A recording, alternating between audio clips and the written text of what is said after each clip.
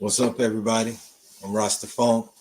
This is Rastafunk's Internalize. We start every Friday at 8 p.m. and we go Saturday 8 p.m. and Sunday 8 p.m. We do 3 shows for the weekend. And it's basically just some of the things that passed my Facebook page had me start an Internalize series some years back. And we've grown now that we're doing an Internalize live. So welcome to Rastafunk's Internalize Live. Tonight, we are the Funk Inspector. So as you can see, I got on my Funk Inspector cap, and we are going to inspect some funk tonight. So we'll let everybody trickle on in, and we'll get started, in the next, 5 minutes or so. So if you would, just relax, hang out with us. If you, want to relax harder than most, then go ahead and get your thing together, because we're gonna have some fun tonight. We got a special guest who's gonna hang out with us a little bit, the Funk God. If you don't know about the Funk God, then you're in for a pleasant surprise.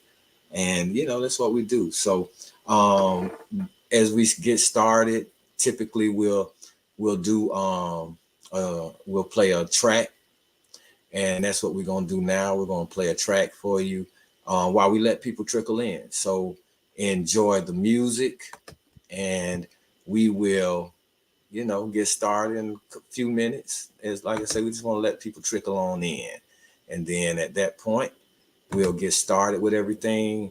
And it's gonna be nice tonight, y'all. I mean, if you got some friends, let them know to jump in and come on over and see what's going on with us, because we are going to be really funky tonight. If you've never listened to any of our Internalized series, tonight I think is going to be one of the best nights for the Internalized series. So check this track out, and we will be with you in a little bit. Let me get it right, because I don't want you to miss any of it. Yeah. Uh-oh, I almost messed up a little bit. Yeah, that's the song right there. We're gonna wheel it back one time for you. And let me share the screen for all the people so y'all can know exactly what's happening. Yeah, Rastafunk's Internalize.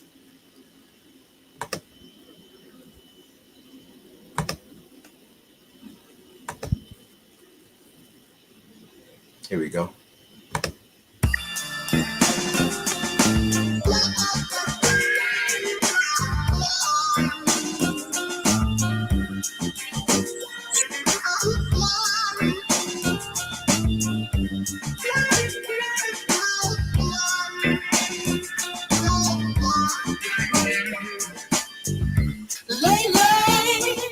I've been through some changes.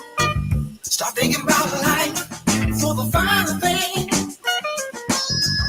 Ain't talking about money, sure and I will call. Talking about holding hands on the beach underneath the stars. See, I don't wanna rush it. I wanna let it marinate with you. Spend a little time, conversate with you. No, I don't wanna rush it, no baby. Wanna let it marinate with you. Spend a little time, have a drink or two. That's what you do, baby. I know a lot of women in a short time, but most of those women I'd be hard pressed to find. Yeah, when I saw a pretty flower, I was gonna pick her thing. But when I get her home to the water, she could never last. That's why I don't wanna rush it. I wanna let it resonate with you. Spend a little time, have a drink or two. I don't wanna rush it, oh baby. I wanna let it resonate with you. Spend a little time, make it be once or two. Now tell me what's going on.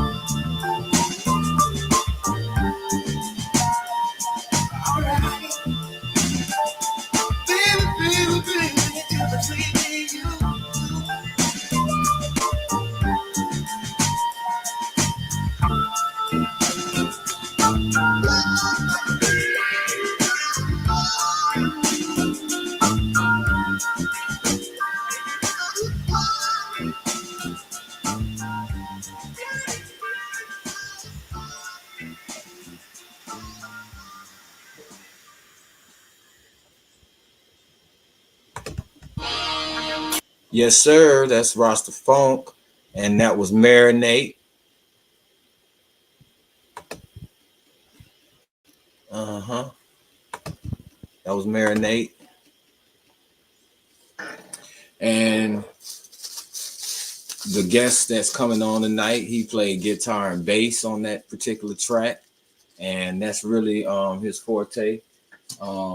As far as how the industry and the people in the world know him as a lead guitarist and a bass player. And so I'll let him talk a little bit about himself when he gets here. And we're gonna have, like I said, we're gonna have a great time tonight. We're gonna expect a little funk, and so that you understand what the Funk Inspector is really about. Um, Funk is what makes all music likable. So if anyone ever asks you about funk, it's what makes all music likable. So if you're a country and western fan, or a reggae fan, or a soul fan, or a rock fan, the songs within your genre that cross over and that the world likes most likely got some funk in it. So funk is not simply James Brown and dirty, grimy, gritty. Funk is vast. And tonight, we're going to talk about the greatest funketeer there was. I figured I would start the series out with the top funketeer. That way, as we move forward in the Funk Inspector series, we'll be able to um, talk about some of the people, some of the other people some of the people you expect me to talk about, the George Clintons, the Earth, Wind and Fires, the James Browns. We'll get to them. But tonight we're going to start with the greatest. My brother Jah, our witness, give thanks for your presence. We appreciate you, brother. Yes, sir. Yes, sir. Yes, sir.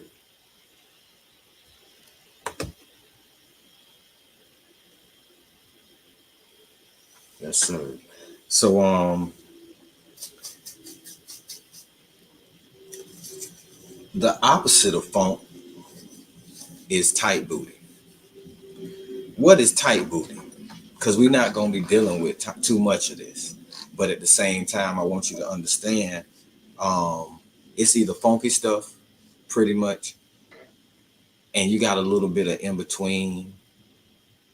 But then the extreme opposite of funky stuff is tight booty. And what is tight booty? The tight booty main time was between the late 50s and going into the late 60s. And that's the time where you'll have a lot of commercial record companies trying to put white acts out, but they'll be using black songs. And when you hear the original black song, you hear the soul, you hear the funk. But when you hear that other version, it's almost like you walk in with your butt cheeks clenched, which is why it's called tight booty.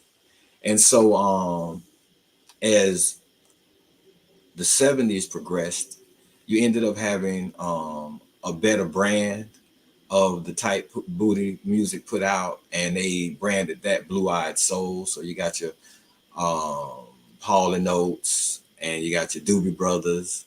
But as the great George Clinton once said, do you really want Doobie in your funk? So, you'll find that funk has nothing to do with any colors. It's not about that at all. It's not about that at all. Funk is about that that makes the music that makes music likable by all people. It's just that oomph in the music that makes everybody like it. So, for instance, let's talk about Stevie Wonder, Living in the City. When you listen to Stevie Wonder, Living in the City, you hear the soulfulness, you hear the musicality, but you also feel the groove. When it comes on, it makes your head start moving. It makes your body want to dance. And it's not so much about the lyrics at that point. It's just about the feel of the rhythm and the feel of the movement that's being made. And like I said, we'll show you. We'll play some examples as we go on.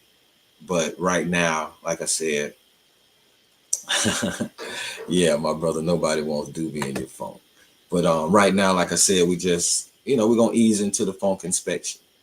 We're gonna wait a little bit for our guest, and at that point, we'll get started as far as with what he got going on, and then we'll get into who is the greatest funketeer.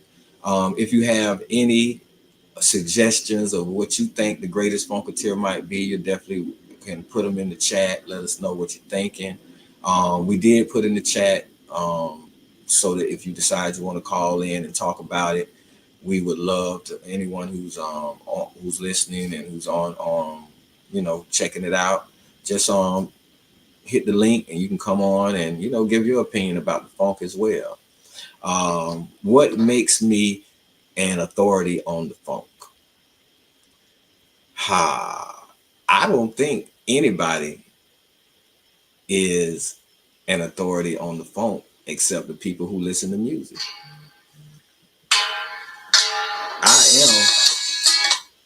I am one of the greatest. You know what? Hold on real quick. I'm gonna take this call. And Sister Kendra. I'm doing beautiful. How about you? I'm blessed. No, you're blessed. But I'm a little tired. I'm blessed. Okay. But I'm a little tired. All right. That's what's up. You called me just as I started my live, and I actually wanted you. Okay. Oh my goodness. No. That's why I called you. I wanted to see if you were available this evening to come on with me and Mike. Mike is going to be on in the next, I guess, 5-10 minutes or so. And you just said you're tired, so if you're not feeling it, we can discuss funk another night. And I'll just arrange to have you on because a lot of people don't know Kendra Foster. She is a Grammy awarded writer. She has traveled the world with P-Funk, with D'Angelo, and some other people. She is one of the great funketeers that you need to know about. And we are going to have her on the show, and you're going to meet her and get to know Sister Kendra Foster. It may not be tonight. That's okay. But I'm glad you reached back out to me. And yes. And what we'll do is I'll give you a call sometime tomorrow. We'll talk, and we'll just arrange a time that's convenient for you. And we're going to bring you on the show and let the people meet you and get to know who Kendra Foster is. All right. It sounds awesome. All right, sister. I love you, and we will talk to you soon. Love you. All right. Okay, bye-bye. Peace.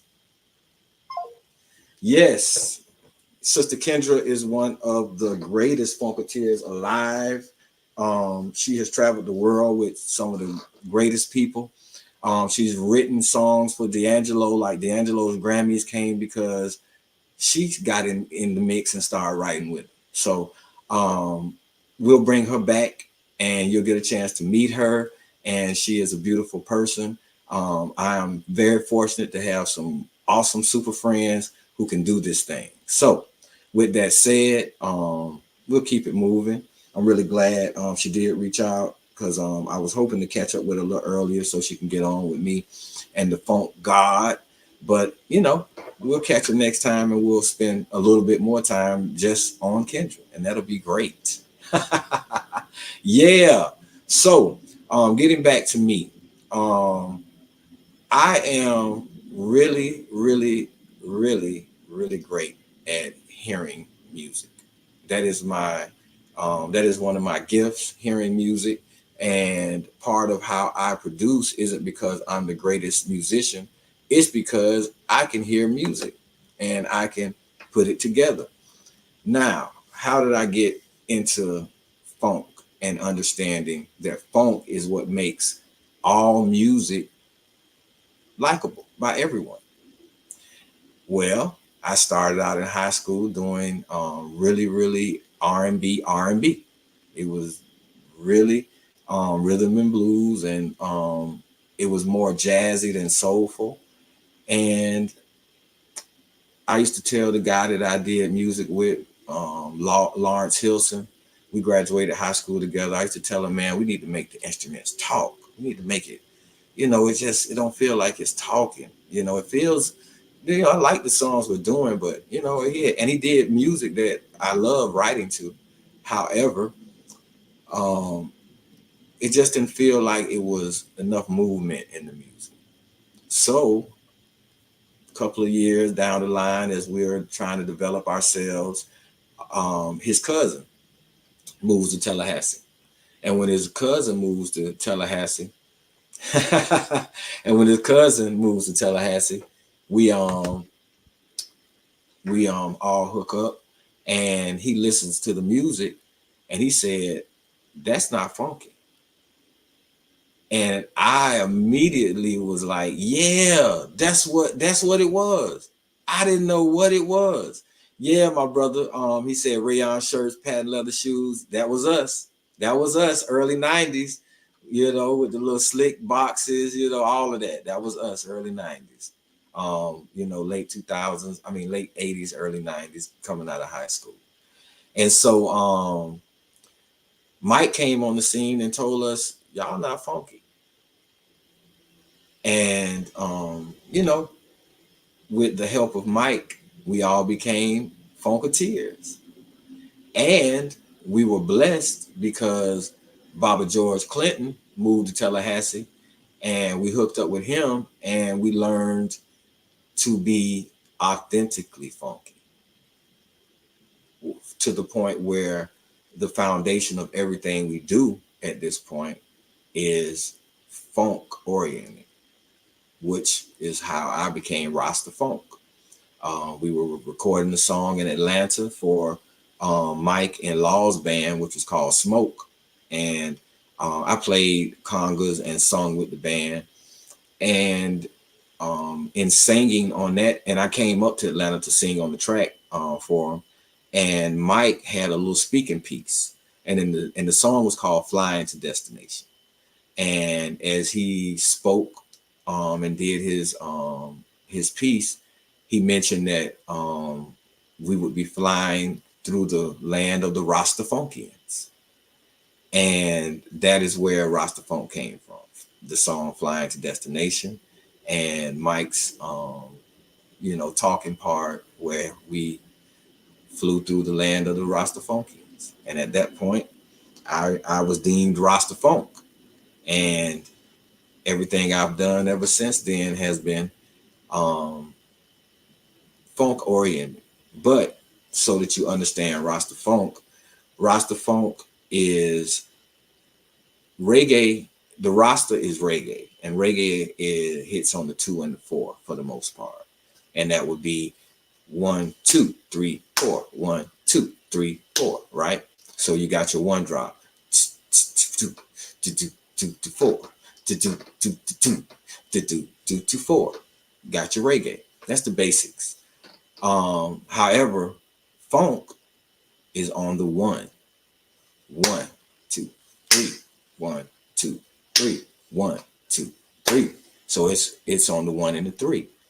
And so Rasta Funk is the 1, the 2, the 3, and the 4, because we're all encompassing. So you may hear a song and it may come off a little jazzy, but if you like it, it was the funk element that made it likable. You may hear something that's would be considered a country song. If you like it, it was the funk we added that made it universal. So that is who Rastafunk is, and that is why I am here, and I deem myself the funk inspector. It's that simple. It's real cool, not a big deal. And that's what we got.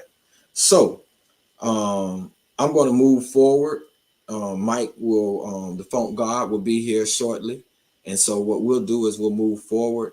I'm going to move forward with a video, and it'll let you know who we feel like is the greatest Funketeer alive. And at that point, we'll move forward with the show. And we're going to see how it works out.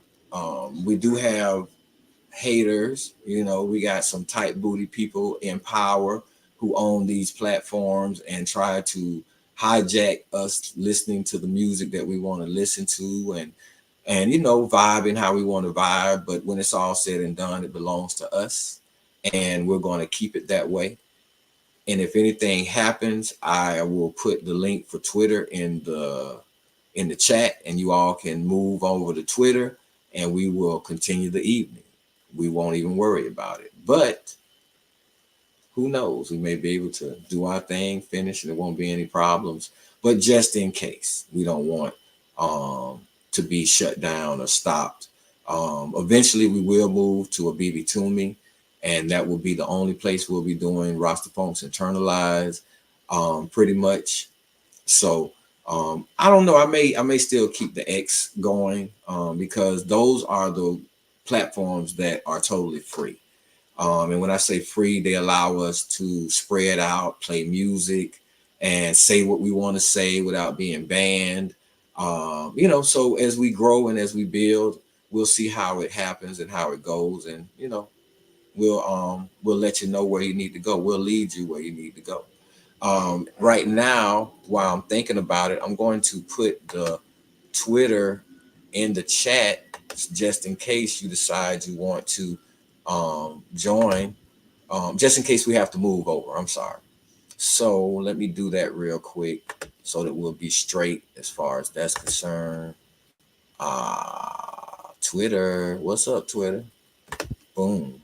And go to my page, and we'll link this particular show.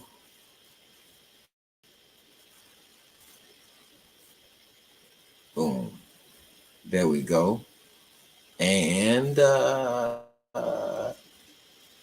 boom. We're gonna put it in the chat. Boom. All right. Boom. And boom. That's the Twitter handle. If we have to move, you can just go there to Twitter, and we'll play it by ear. We're not gonna let them stop it. Ain't no one monkey gonna ever stop the show. That's not how we do it. So now we'll go to boom, and let me share this. Well, now let me start it, and then once I start it, then we'll go a little further.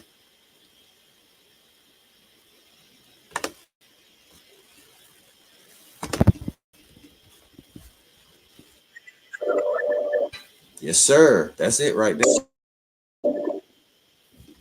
That's it. So let's share this for the people.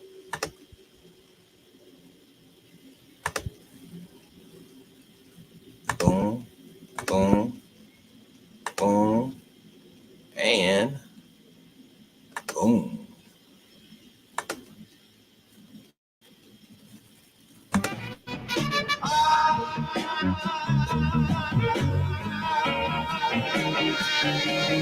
Yeah, yeah, yeah.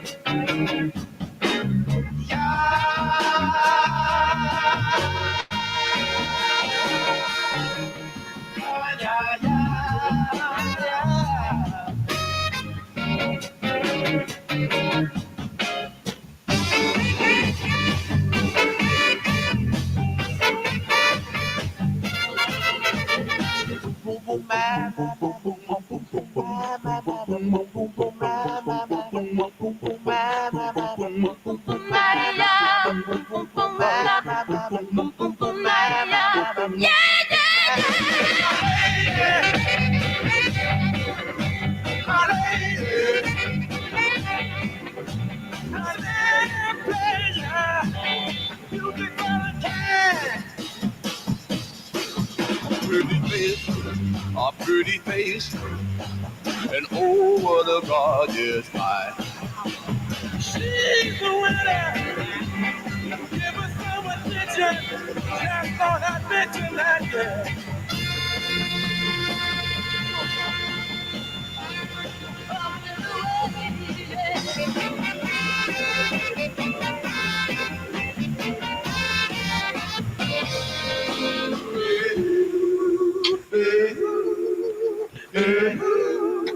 Hey, music lover, all I wanna do, yeah, wanna take you higher, higher.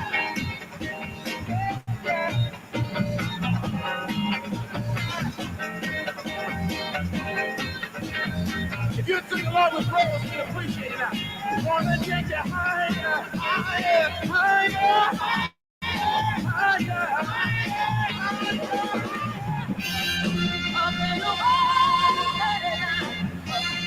up in the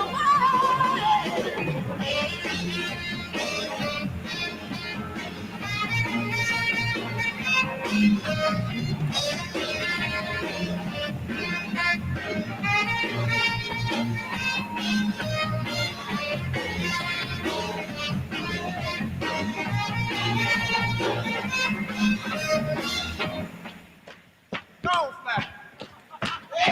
Work, Smack, work, Smack. Go, man.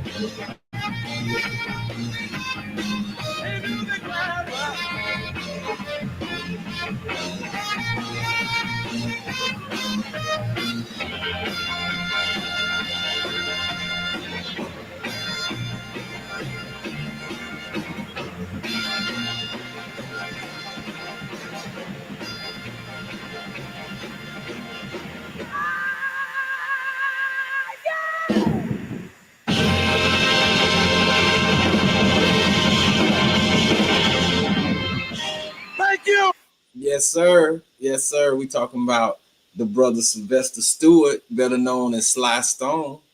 That is the greatest funketeer that ever lived. Now, why am I calling Sly Stone the greatest funketeer that ever lived? What is it about Sly that made him greater than the best, or greater than the rest? What is it? Thing about Sly is most people you know for funk, that is all they do. They touch upon other aspects. However, they're basically known for funk because that's how they hit you. Soon as it comes on, you know it's funk. It's like you're thinking funk. You're playing it because you basically want to hear funk. You know, you got your James Brown. When he comes on, he telling you it's funky. You got your George Clinton.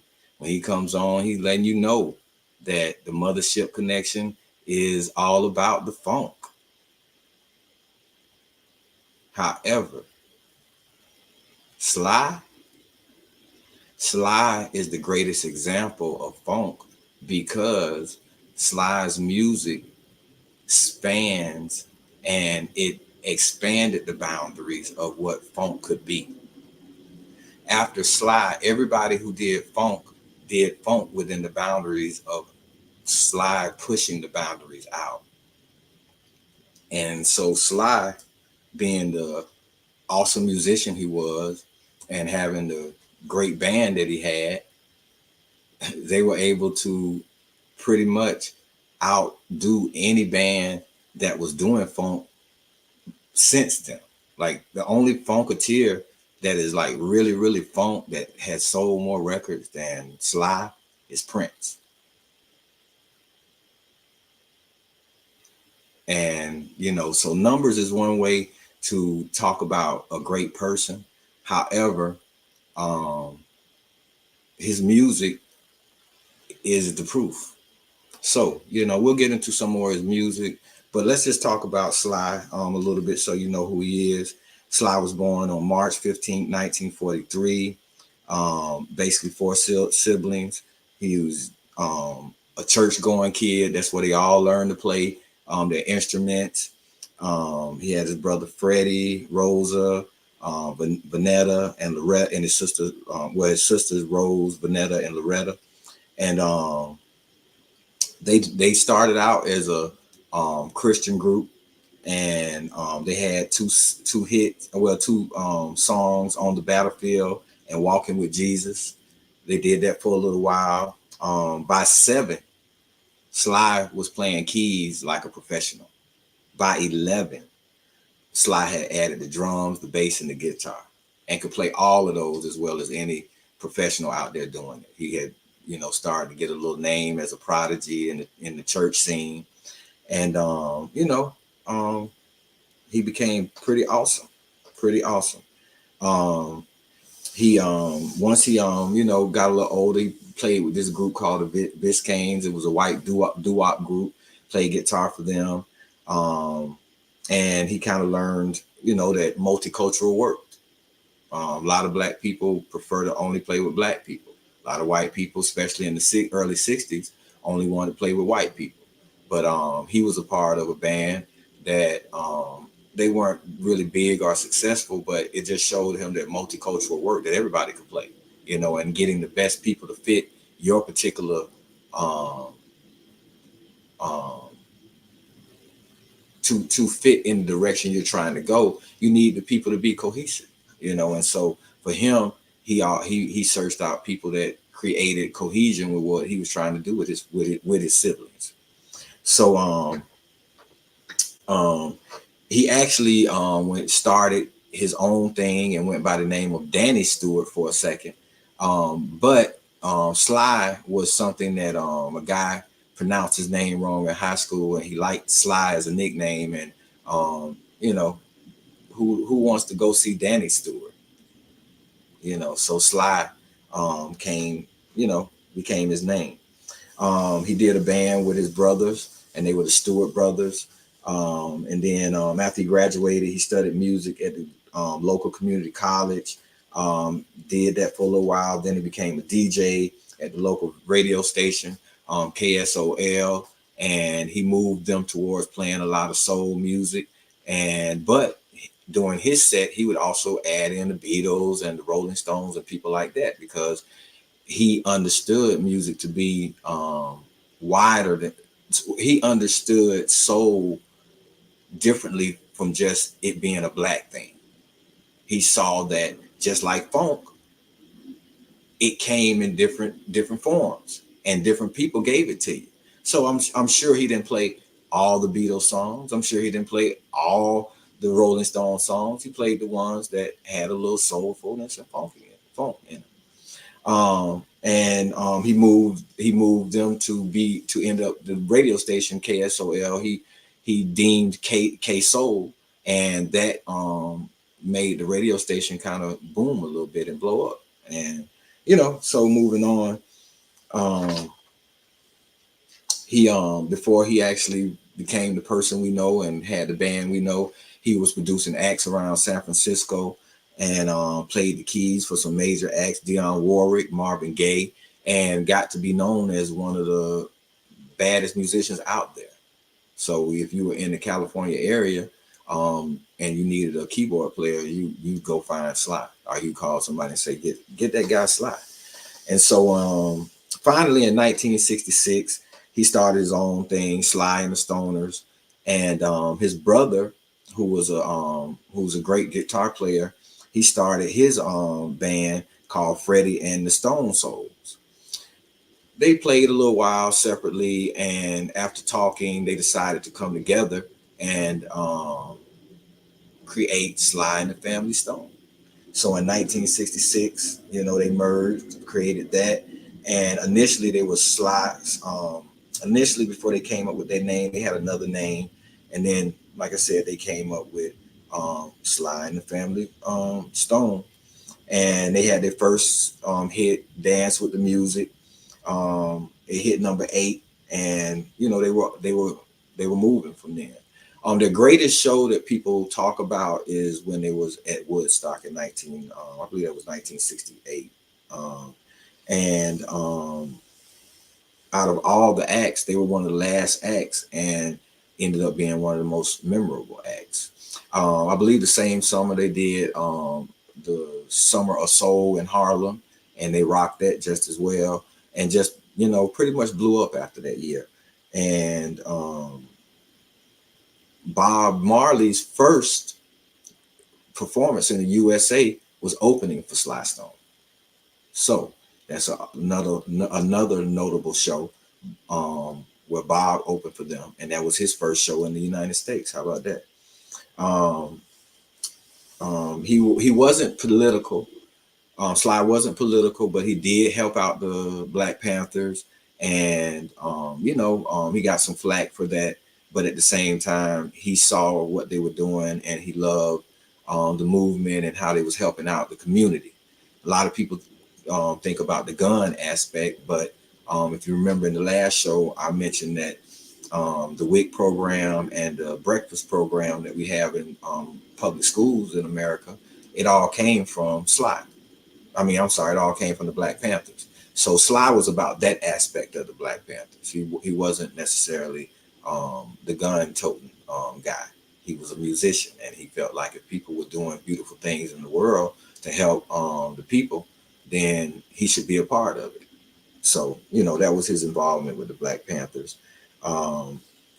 His last show,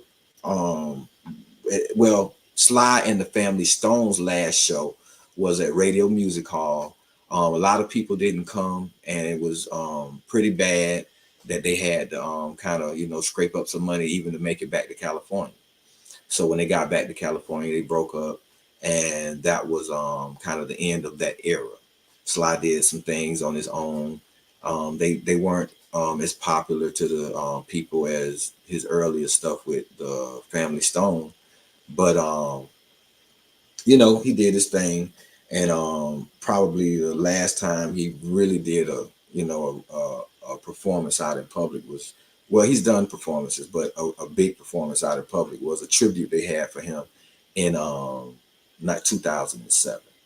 So that's the story of Sly, and that's a little history on him. So we wanted to go over that part. Let me see exactly if we're waiting on our guests so we can expand the conversation. In the meantime, why don't we play one more from Sly? We can do that, and that will give me a little time to see exactly where our guest is, because he should be here by now, and we don't want to prolong it waiting if something has happened. We want to make sure that we're still on schedule. But yeah, Sly is the funketeer that you want to know about. Sly is the funketeer that he expanded the bounds of funk so that everyone, I'm not talking about someone or some people, I'm talking about everyone who came after him and was doing funk, pretty much did that funk within the boundaries that Sly set. So we're going to share screen again. Boom. Remove. And stop and present. Share. Yes, sir. Boom. Boom. Boom. There you go.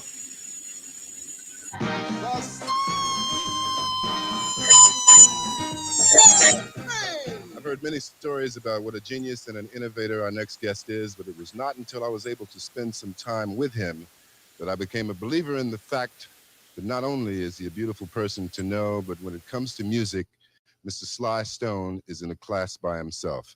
At this time, gang, may we have a great round of applause for Sly and the Family Stone.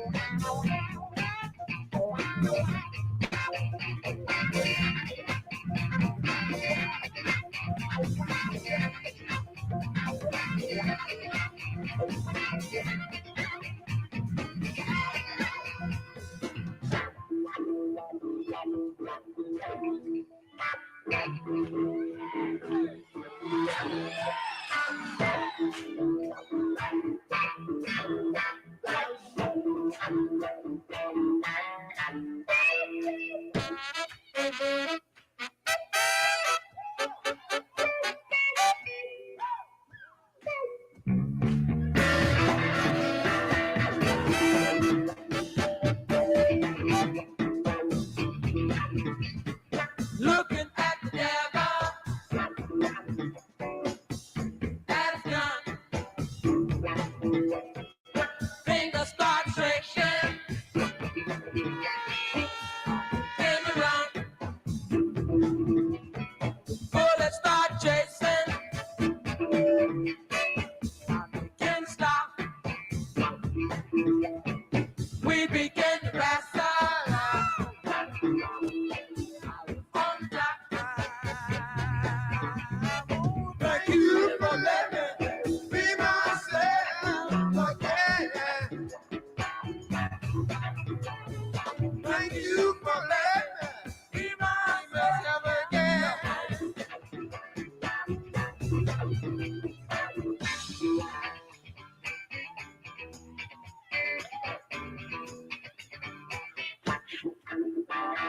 Still falling in the collar,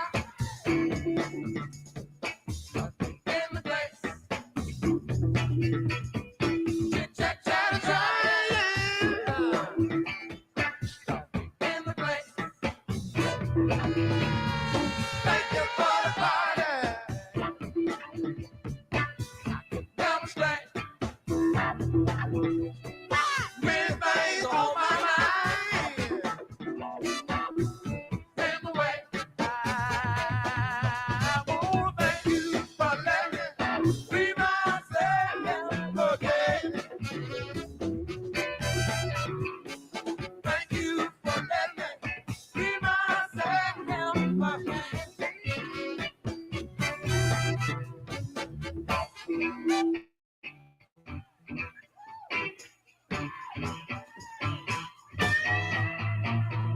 Dance to the music all night long. Everyday people,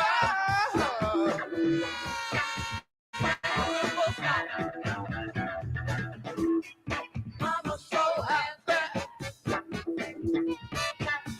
Stop crying. Papa still staying.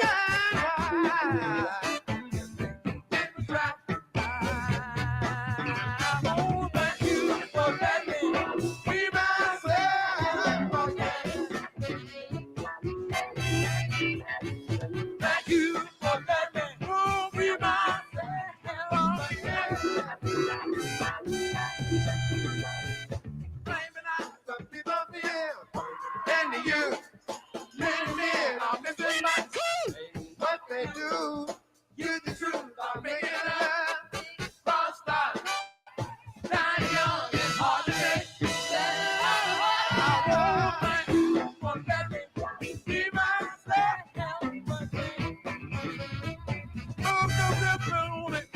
Thank you for letting me be myself again.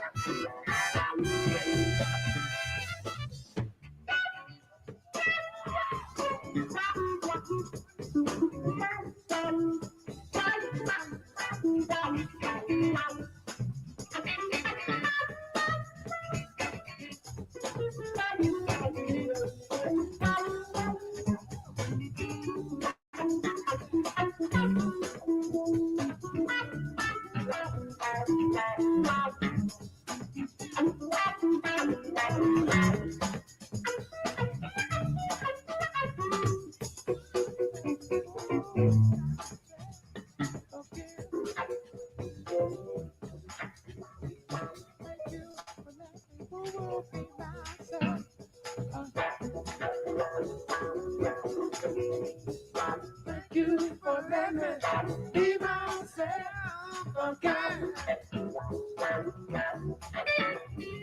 Thank you for letting me be myself again.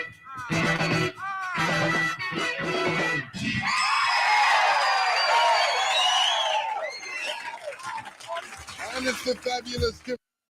Yes, sir. That's him. Yes, sir. Okay, let me see this. And, that's funky. That's that James Brown, but we're not talking about him tonight. We're talking about Slide. Hey, well, just keep me on the phone. I can't see it, but I can still feel you. Hey.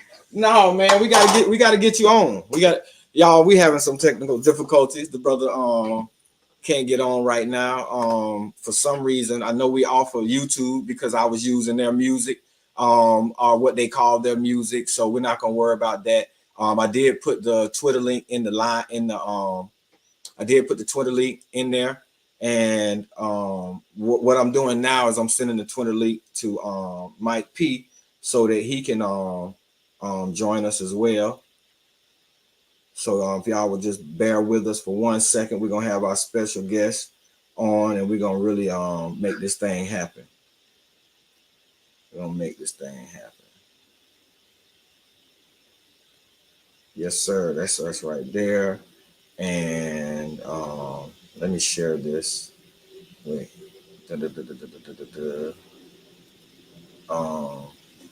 Okay, so y'all have to bear with me for 1 second. We only gonna break. We only gonna do this for a couple of minutes so we can make sure we got everybody on. Boom, the Twitter link. Boom, boom. I'm gonna put it in the Twitter chat for everybody. Yeah, we don't care about that. Boom and boom, boom. All right. So let me share this. Boom, and boom. All right, Mike. If you go to that link, that's my Twitter page, and if you go to and in the stream in the chat, you should see the StreamYard link that you can hit. Yeah, man.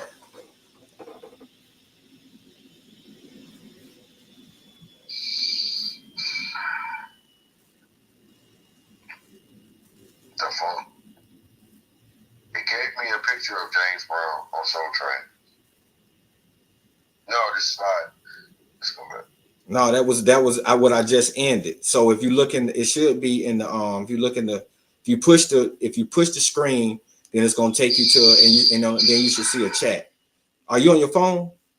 I'm on my phone, yeah. Oh no, you won't see it on your phone. All right, so let me see. Let me just try to send it to the real Mike P Funk at gmail.com. Are you on your phone? No. I hear you on my. Oh no, you won't see it. That's what I'm saying. I'm live right now, buddy. Right, so let me see. Let me just try to see. I think we're doing something. Are you on your phone? No. You're just seeing the live. That's what I'm saying. Okay. It's not working. I'm gonna go back. I gotta go back to the people. I apologize, y'all. We thought we had it, but we don't. I'm gonna send it to your email, Mike. Okay, got you. All right. Gotcha. Yeah. So we're gonna try this last way to get him on, because I don't know exactly why we're having this trouble right now. Boom. Let's go to the email. And boom. Boom. Boom.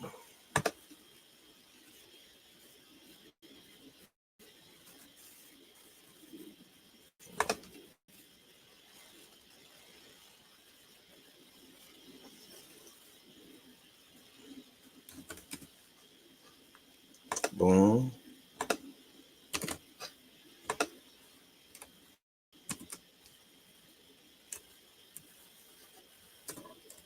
Boom.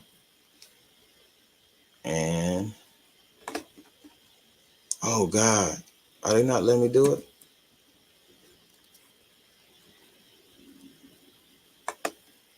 All right, see if that sends it to you. And if it don't, then we just have to keep it moving. So everybody, we talking about Sly Stone.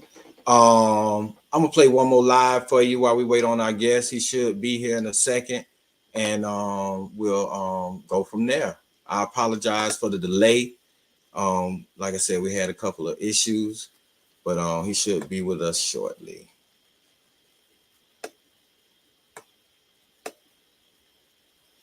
And in the meantime, we'll continue to talk about Sly and check him out.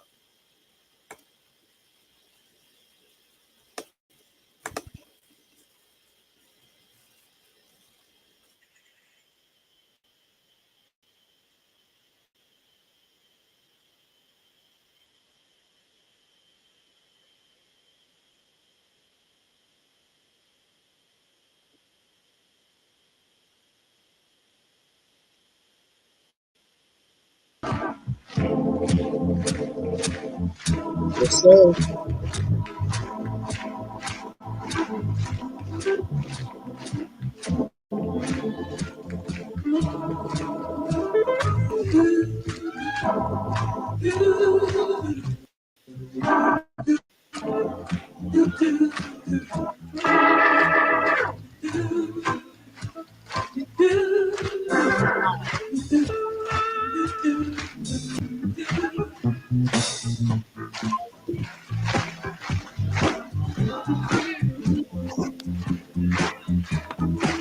All right.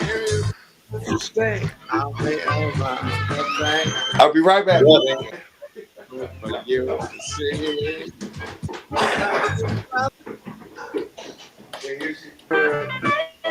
To stay here, I got a baby. Never being down, that's what it's all about. You can take me for granted and smile. Now, please don't go. Forget the people with my phone. I got the promise I'll be gone for a while. And when you see me again, I hope that you have been the kind of person you really are now. To get that straight, I get every day. When you're a woman, they get a fine time.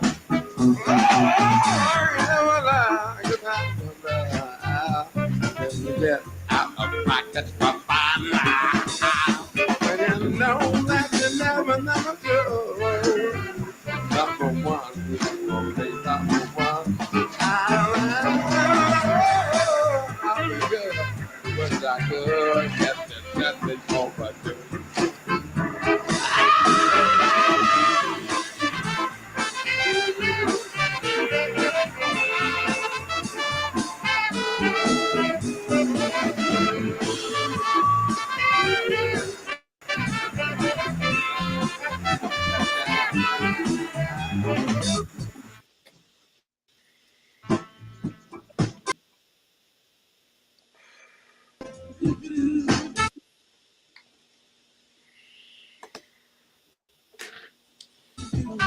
Hey, I'll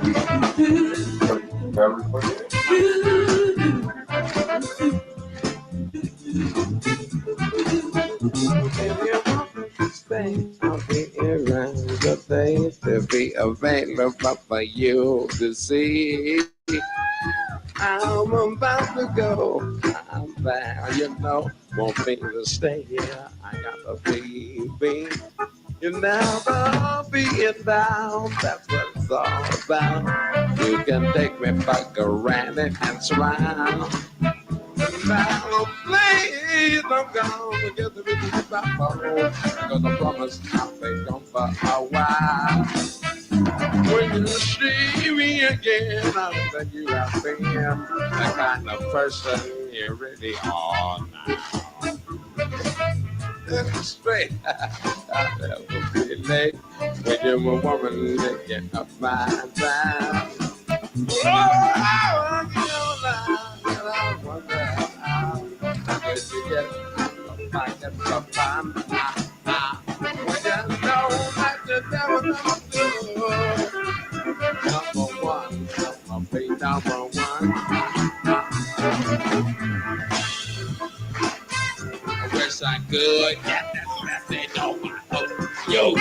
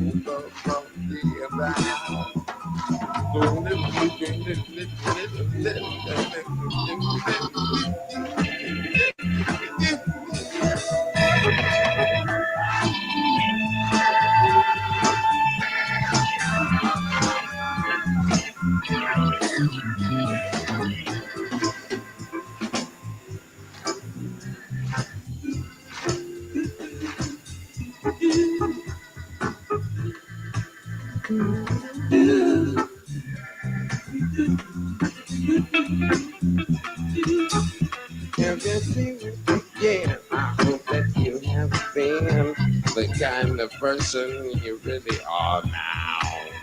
I'll be so good. I'll message about you now.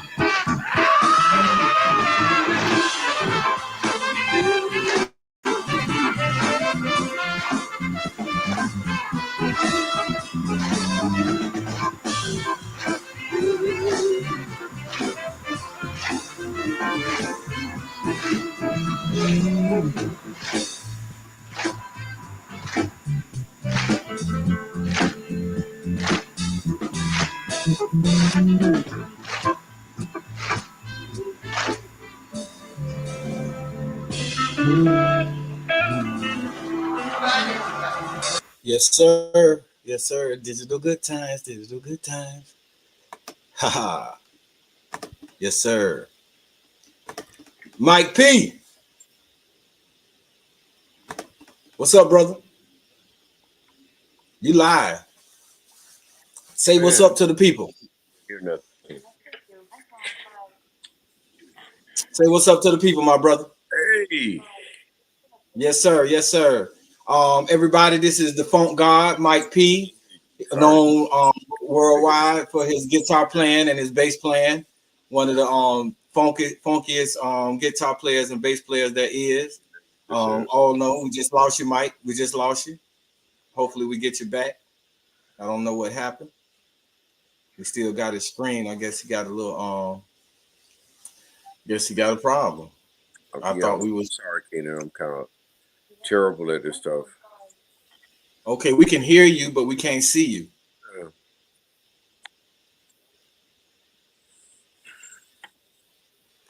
I don't know. Maybe okay, there you go. There you go. There you go. hey, All right. Yeah, we got you now. uh, You're there. You're there. All right. That's Mike P, y'all. Okay, so tell the people about yourself, Mike.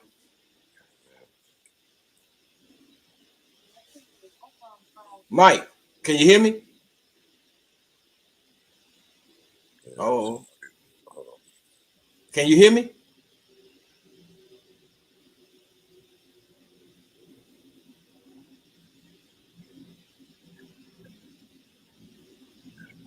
Can you hear me?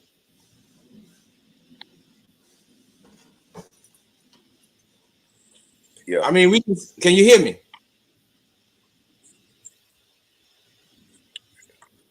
Mike. let me see what's going on with my phone. Oh, okay, he's on the phone.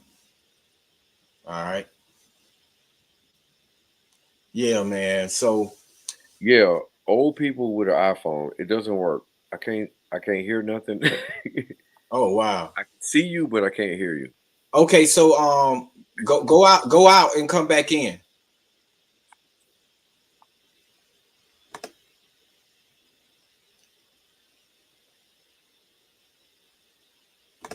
Funny that it was just working a second ago because I was listening to the Okay, music. If you want me to yeah. say the live Let me version. Let me text him back and tell him to go out and come back in. Cause right now it's not working. Hey, Yeah. Can you hear me?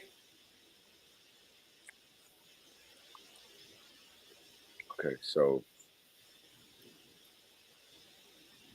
say it again. Talk loud and slow. No. Can you hear me?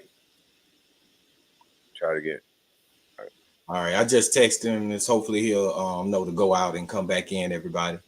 Yeah. That's what we want him to go out and come back in, and then we may be able to get him. So we'll keep it moving. So as we were saying, Sly is the guy. And as you can see from the Soul Train, for those who were able to watch the second Soul Train performance, the violin player had a wah-wah on his violin. And who does that except an extreme funketeer and an extreme experimentalist in sound? And that's the thing that Sly was doing that no one was doing except basically Stevie Wonder. And Stevie Wonder was expanding music even more than Sly. But that's a whole nother conversation, and we'll give Stevie Wonder his date. Well, we got him back. All right, can you hear me? No. Yeah. All right, so mute that one, and you go. I'm gonna turn you All right, down. Got you. No. Don't turn me down. You go. No, I'm talking about my output, so I don't want to have feedback. Can you hear me? I as long as we all right. Let's move then. Although I'm on the background. Okay, so tell the people about yourself, Mike. I was born from a man and a woman. Come on. We got people. I had a mama and a daddy. Okay, so how did you get in? I'm sorry. How did you get in the phone? I guess I was just kind of born into it. Just kind of the same way I was born into being an Atlanta Falcon fan. I didn't ask for it. I was just born into it. Next thing you know, you're a Falcon. Like, all right. Did you start playing instruments? Well, my father was a band leader for Clarence Carter. Okay. My father was a band leader, and he taught me how to be a band leader from the age of like 8 years old. And but he wanted me to choose which instrument I wanted to play. But he would buy me a new instrument. And then I would decide like which instrument I like, which instrument I don't like. And I was like, I like all of them, so I'm gonna play all of them. Okay. And yeah. So that's the band leader thing, and the musical background. I was in the drum line in high school. Everybody wanted to go to FAMU. I went to FAMU, which was the best school of music available. So, and then I meet George Clinton. So, that's the funk was kind of like incubating, if you will. Where you go?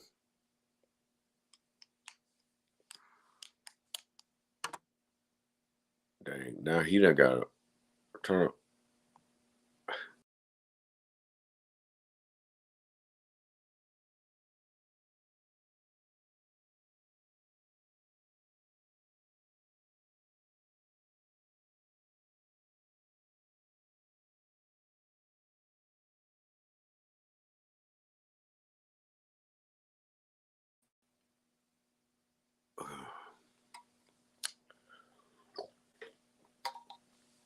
Dang, that's messed up.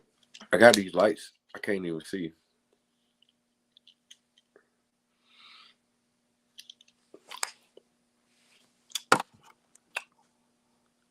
Yeah, we.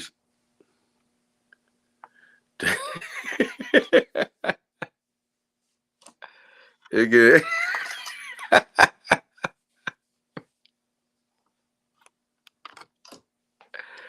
Hey, Dana. What we do? Did I do something wrong? Yo, we back. Okay. Apologize. I'm what like, did I happened do with something wrong? no. Now, Mike, can you go to stream because I'm getting feedback because you're on either Twitter or you're on one of those pages, but we only want you to be on Streamline on the stream yard. Go to the stream yard, and then it won't be no feedback. Is it better now? Yeah, we good now. Okay. Yep. All right. So, everybody, we back. I apologize. It looks like we lost one or two people. I do have the Twitter link in the chat if you want to go to Twitter. I apologize for the technical difficulties, but we're gonna move forward. So, Mike, when it comes to funk, what is funk? Funk is how you feel on the inside. It's what you want to say, but you don't want to say it. It's you remember. It's like somebody would say something, but everybody else would want to say it, but they really said it. It's saying it without saying it. Somebody said it's dancing underwater without getting wet. It gets complicated, but we can take it. It goes all the way back to the blues. And it's the thing of your pain. It's like when you feel pain, you cry out. And when you cry out, it kind of resolves it for that moment. And funk is the same thing. They want to classify it as a genre of music, which is fine. But the funk is an attitude. It's how you feel. Funk is how you feel, man. You can be in a funk. You can look in the dictionary and they say funk. It's an attitude. He was in a funk today. He wasn't feeling. He was mad. Like, or funk can be you feel good. It's a multi. There is a dichotomy, and Dawn Silva talked about this too because she worked with Sly Stone. She was a background singer with Sly, and she would talk about funk like, oh, it's just like that feeling, how you feel. Funk is really, to answer your question, funk is how you feel on the inside that day. It could be Okay, happy, it could be sad. that's what's up. That's what's up. All right, Yeah. and all right. So when did you start actually playing funk?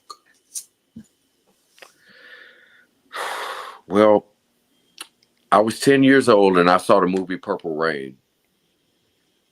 But before that, I heard this song called Controversy. And I heard the rhythm guitars. And that just kind of called out to my heart. And when I heard Prince playing those guitar riffs and the little chink chanks, I was like, hey, I kind of like that. But when I saw Apollonia's titties come out, I was like, okay, I want to play guitar.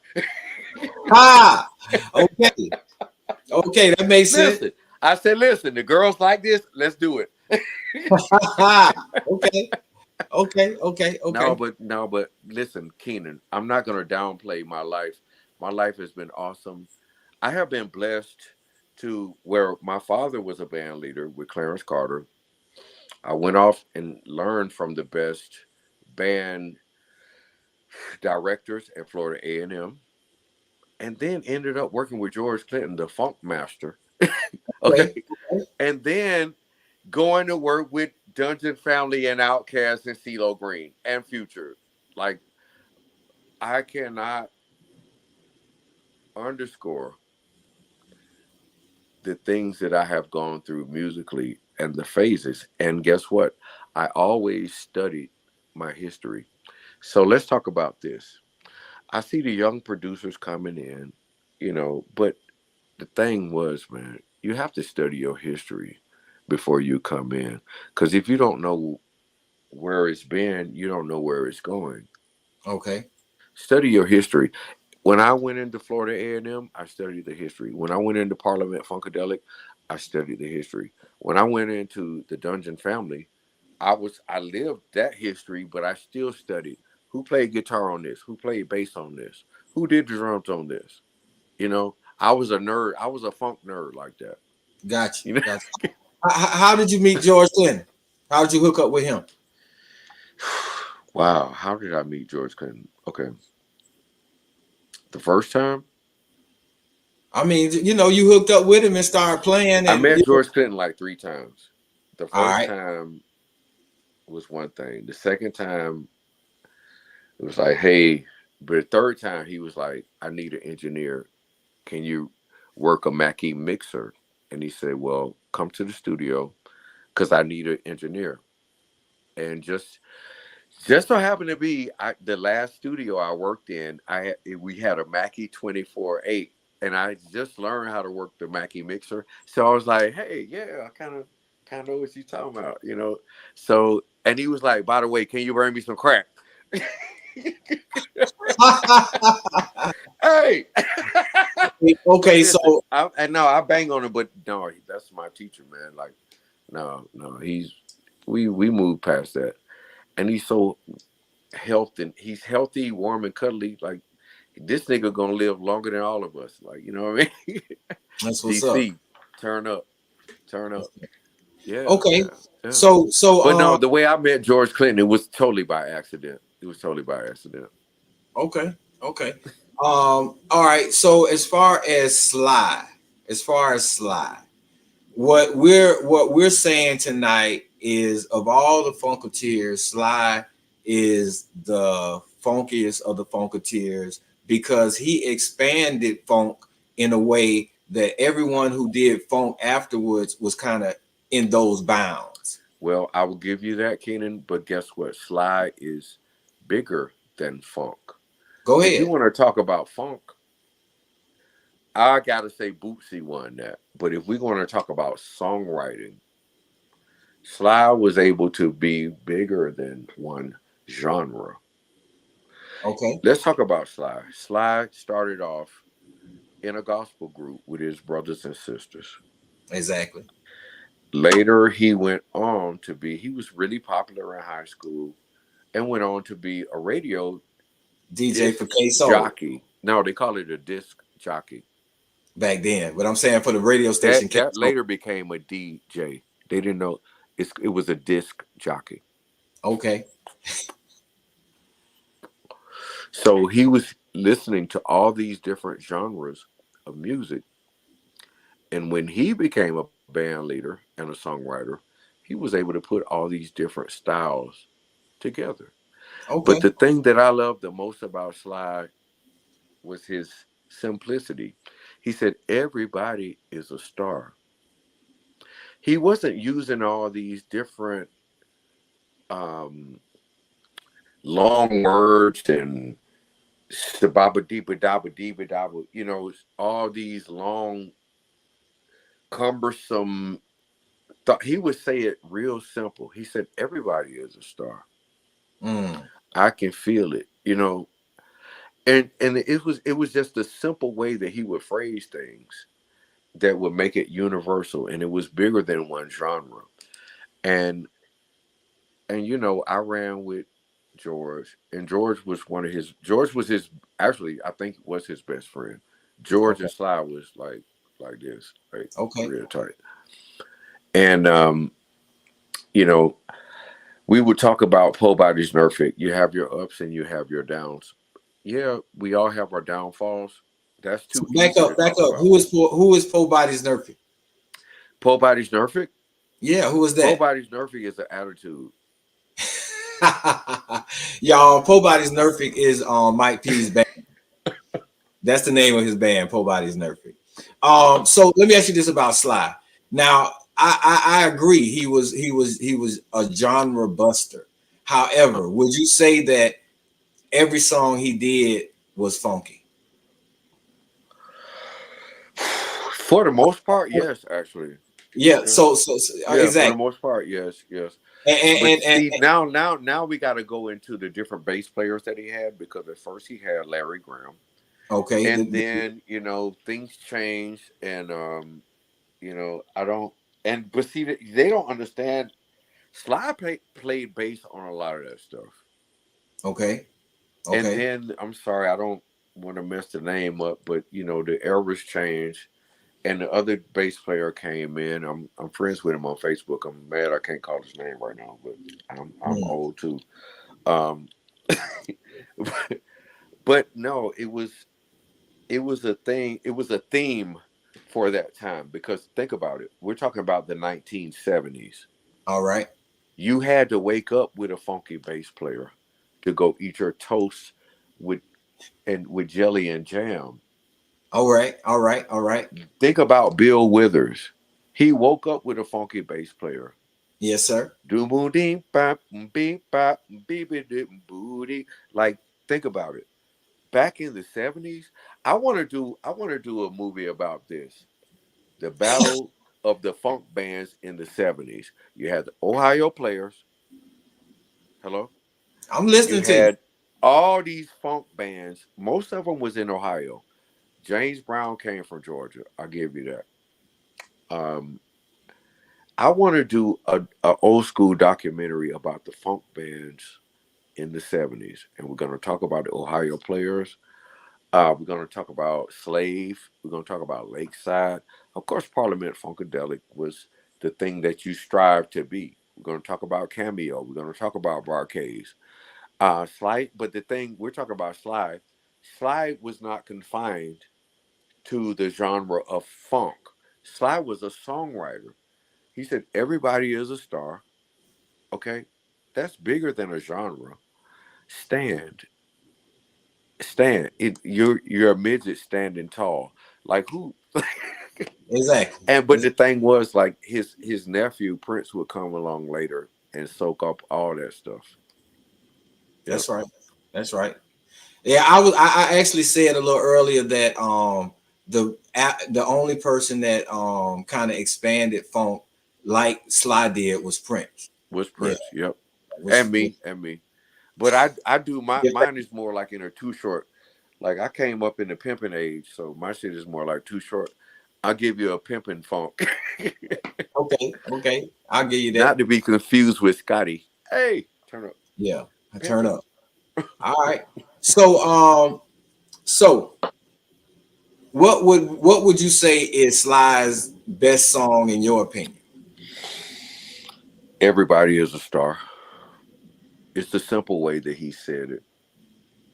And when you listen to it, all you can do is absorb it. He was kind of like Bob. Like, but now let's talk about this. Remember we talked about this. Who opened for who? Bob open for Sly. Sly had an opening act, and his name was Bob Marley. Yes, sir. Yes, sir. Bob's first And show. Bob rocked that shit. He was like, "No, you fired."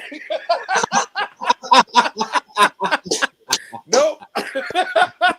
Yeah, Listen, he told, he told me fired. Can't do yeah, that. but let's talk about Sly. I'm gonna give you the good, and I'm gonna give you the poor body snurf it. Yeah, Sly enjoyed his ego, and he would be like, "Am I gonna show up for this concert tonight? Yes or no? I don't know." Like they talk about Lauryn Hill. No, Sly was the original Lauryn Hill. Yeah. Is he gonna show up or not? Yeah, I a little earlier I alluded to that because their last show Yeah, but was at Radio Music Hall and only 1/8 of the people showed up and they didn't yeah. even make enough money to make it back home. But no, Keenan, people would bet money on it. They was like, I bet you $50 Sly ain't gonna show up for this concert. But no, but he was consumed with his ego, which is a part of the whole thing, though. It's Yeah, a part of the whole thing. But he took advantage of what he could take advantage of. He went on the ups and he went on the downs. But at the end of the day, like Sly is still being Sly, man. And all the other stuff, it means nothing. And George would say it too. The thrill is in the chase. Because when you get it, you're gonna be pissed off about something. The thrill is in the chase. But just be happy with your everyday life. And yeah, Sly has gone through a lot of stuff. He had to fight with the record companies to get his royalties back. And yeah, he was kind of living he was living in an RV, but that's how he wanted to live. Like I'm kind of the same way. I can go off the grid too, you know. what's going on, brother? Hey, Root. Hey, hey, What's Roo, going what's on? up, boy? Mike P, what's happening, man? Hey, Rastafunk, what's man, happening? What's going on here, Root? prosperity. That's my brother right there. Yeah, Yes, man. sir. Good to see you, man. I'm good to know that we're talking to a serious scholar and expert on this thing called funk. and that's why I called, because I need some questions answered. Okay, let's talk Um, then. so, as a musician, I want to talk about the musical aesthetic of what makes something funk. Right now, I've seen a sample.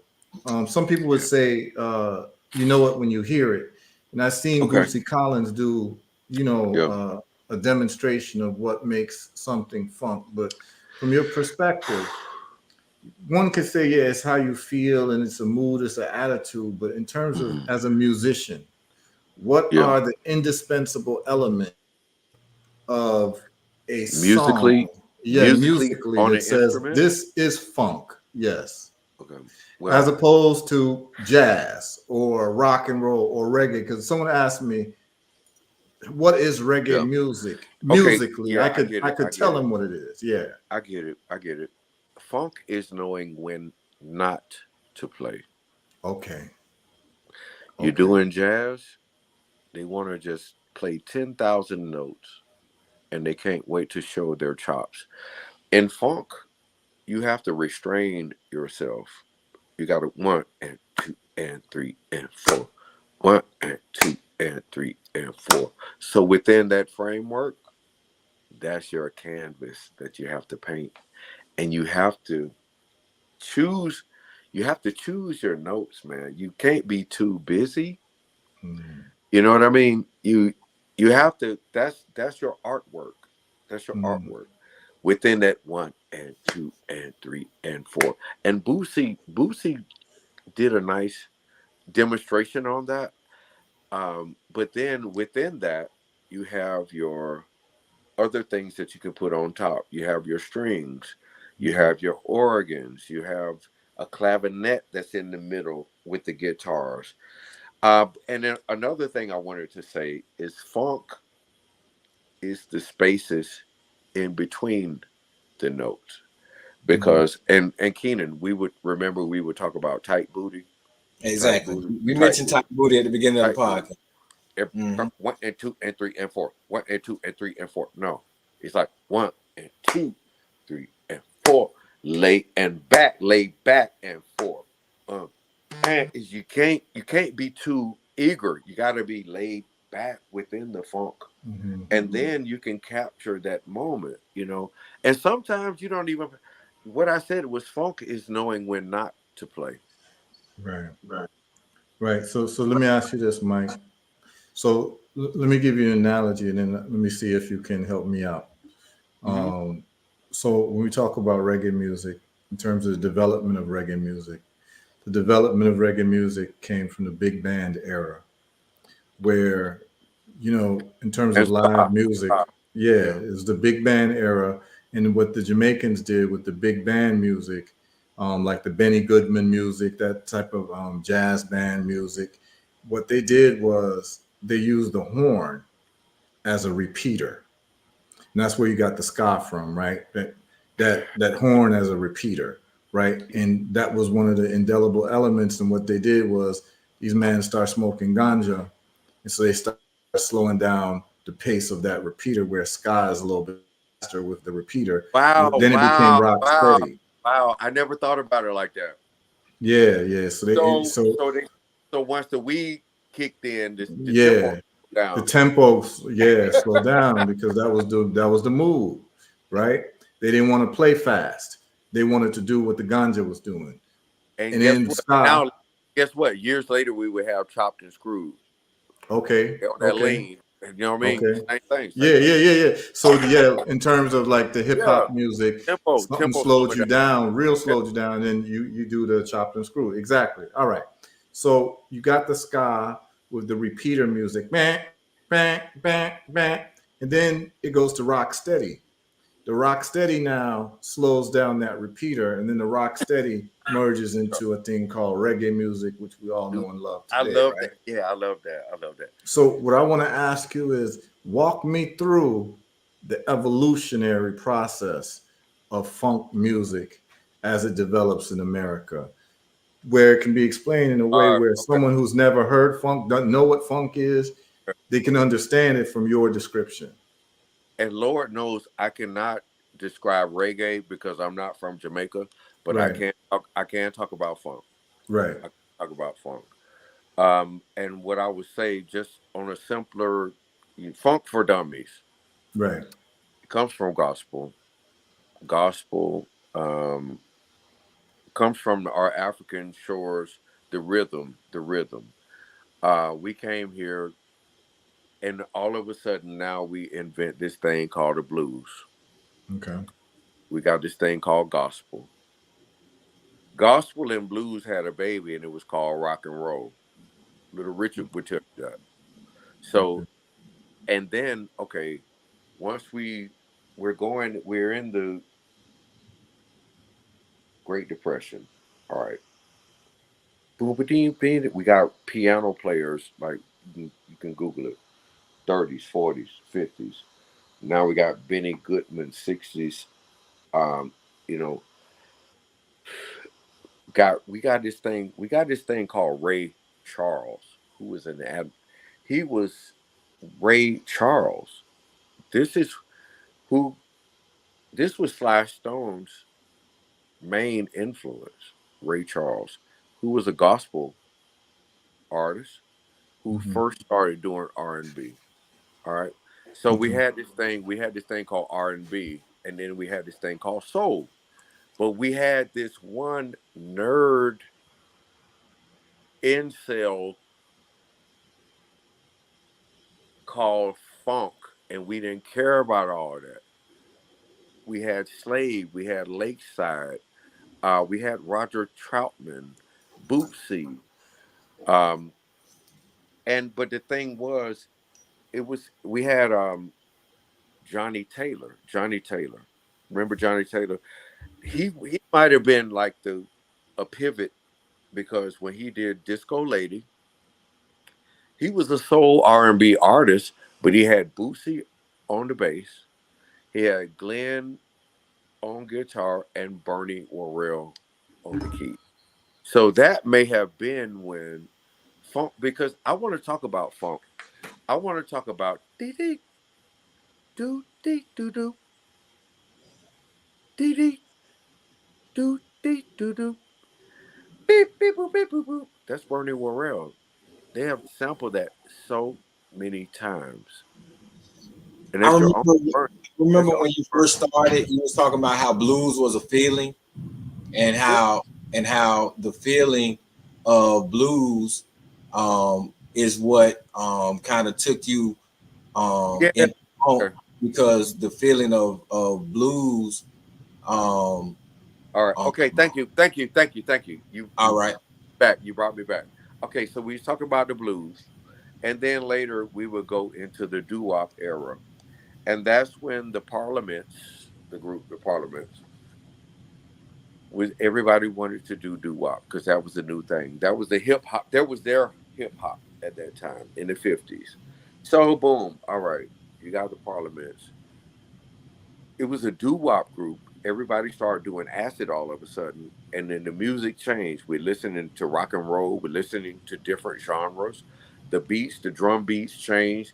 Boom, boom, ba, boom, boom, boom, boom, ba, boom, boom, ba, boom, boom, boom, boom, ba. And then we will have Billy Bass talking about bing dong, ding dong, boom, boom, bang, boom, boom, oh, bo, bo, ding, ding. Oh, boom, boom, bing, boom, bang. Like that was the early days of funk. That was the You early also days. mentioned that you couldn't get up, you couldn't have breakfast and eggs without a funky bass player. Yeah, back in no, we're going back to the '60s. That was the '70s.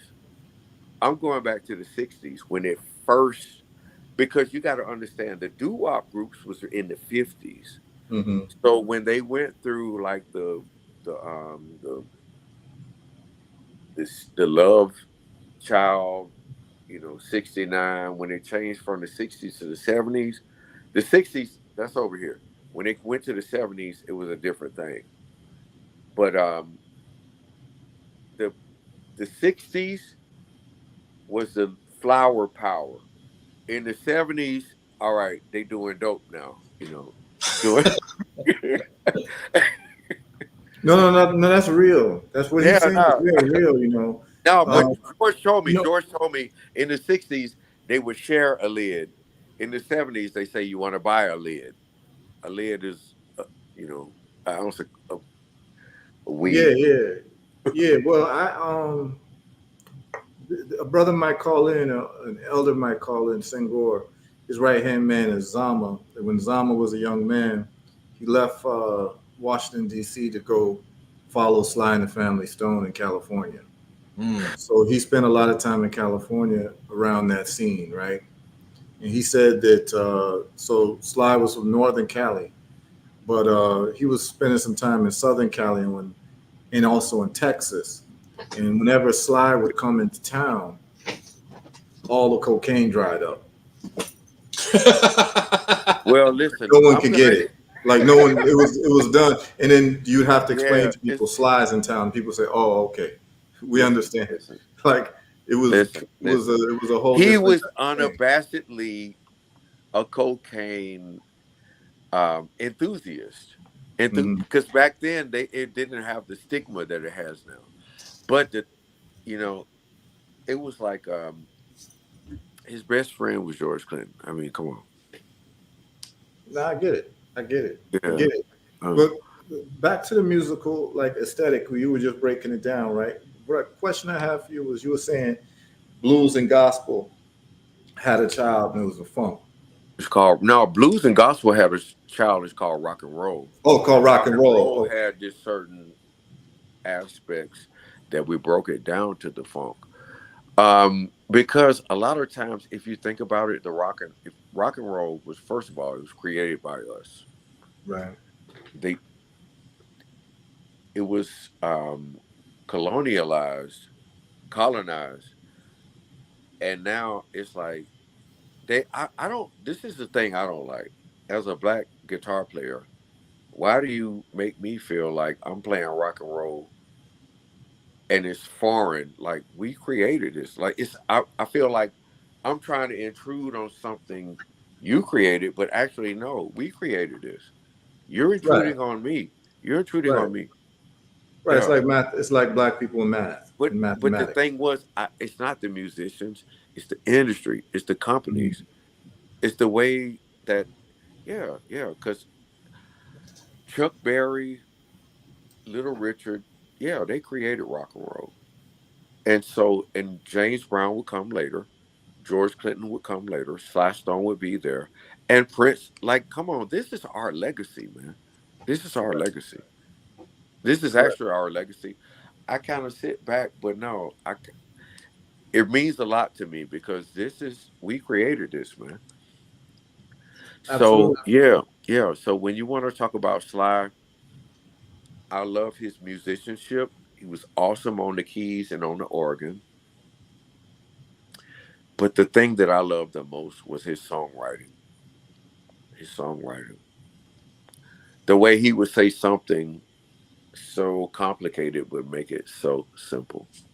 So let me ask you this: do you think that moving from the '60s to the '70s, um, and once you got rock and roll, and once you have the experimentation with the synthesizer in particular, would you say that that widened music to the point that funk was, for lack of a better way of putting it, a way to kind of consolidate what was happening at that point, because you got you turned me back up a little bit, No, but I'm trying to. oh, you're I don't not on know. StreamYard. That's what it is, StreamYard. But anyway, you got the synthesizer and the drugs, and what I'm saying is you got an expansion. So at that point, you need a different beat. You see what I'm saying? You Keenan. Think need a about it. different beat. You're thinking about when times change. Exactly. From the 50s to the 60s, the drums change. From the 60s to the 70s, the sound changed. From the 70s to the 80s, now we got drum machines. Everything in the 80s, everything changed. And now we have crack. Okay. But I'm So, talking about moving from the '60s to the '70s, right. and Yeah, and yeah. We era talking in about moving particular, from the '60s to the and and and '70s. and and and, and, and, Yeah, yeah, yeah. And and how funk was created through that synthesizer guitar sound. yeah, And yeah. But we guess had, what? The synthesizer didn't come in until later. In the '60s funk I'm talking about the late was '60s into the the '70s. '60s funk was James Brown. The '60s funk was James Brown. The '70s, okay, P Funk came up. That's when Bernie Worrell came in with his synthesizers. Like, yeah, yeah, yeah. Well, You you had know, the Moog, Stevie had kind Stevie, of of course. he kind Yeah, of had yeah. pushed. That's what I was saying in the Stevie early was not a '70s. He funk pushed, artist though. Stevie was not a no, funk no, no, artist. no, no, no, no. Yeah, That's not what we saying yeah. at all. Was But it no, was but it one Stevie, main Stevie person? was, huh? Was What you it say? one main person who started that funk sound, or was it Yeah, a and his name was Junie Morrison from the Junie Ohio Morrison? Players. Junie. He Oh, did the okay. Funky Worm, the Funky Yeah, Worm, yeah. and he later joined P Funk. Okay, so Junie Um, Morrison. Let me write that at down. that So time, Junie yeah. Morrison is the one who created that kind of that audio aesthetic. Now, no, I think he was the first one to use that synthesizer sound, but Bernie Worrell was the one that embodied the whole thing. Bernie Worrell took what Junie did and took it to a whole nother level, and people all over the world sample Bernie. Like that, like I just said, the bang bang, boom, beep, boom, boom, beep, beep, boom, beep, boom, boom. Yeah, that was Bernie. And is that a keyboard? Yes, Yeah. Okay, yes, so you're yes. saying that in Synthesizer. terms of the architecture of the funk, the synthesizer is the main foundation. No, no, I'm not saying that at all. I'm saying, and I'm glad you brought that up because in the funk, you have to think about the band, the rhythm section. You got to start with the drums. You got to have a drummer you can trust. You got to have the bass. Bass player got to be on the one working in sync as one with the drummer. Now you can have your rhythm guitar player, you can have your lead guitar player, but they all have to be as one. Now you said drummer you can trust. What you mean by that? A drummer that don't show off too much and keeps the one, show Okay. off. You know what I mean? Some people, and I used to, well, I was drums was my first instrument. But the thing is, as a drummer, you want to keep the one, you want to do your foundation.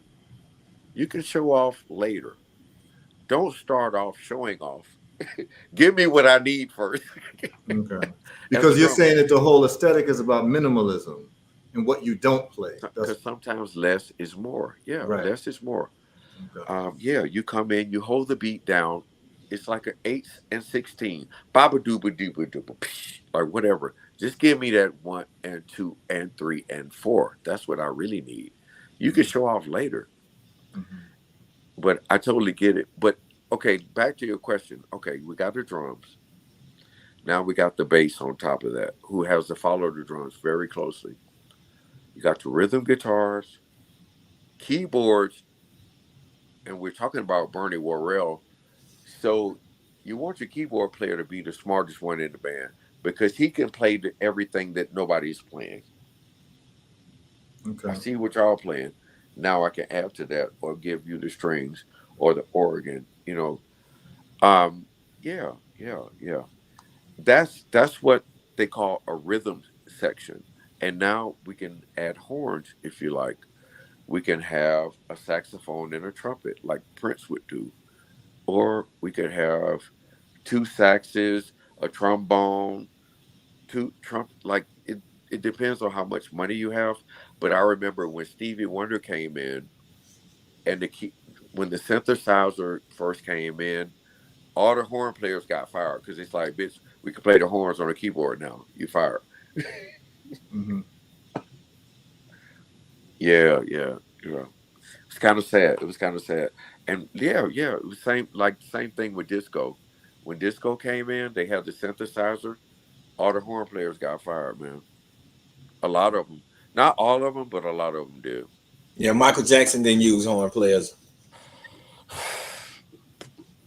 I always hated that about Michael Jackson music. I was like, why don't he use real horns? Quincy, yeah, it was Quincy.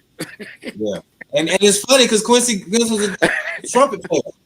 He was a trumpet player, Yeah, so why wouldn't he right. want He to was hear? a Trump. Yeah, Yeah, yeah. why would he want to hear real horns? I never understood that. I never understood that. Yeah, So man. what was the direct precursor to funk?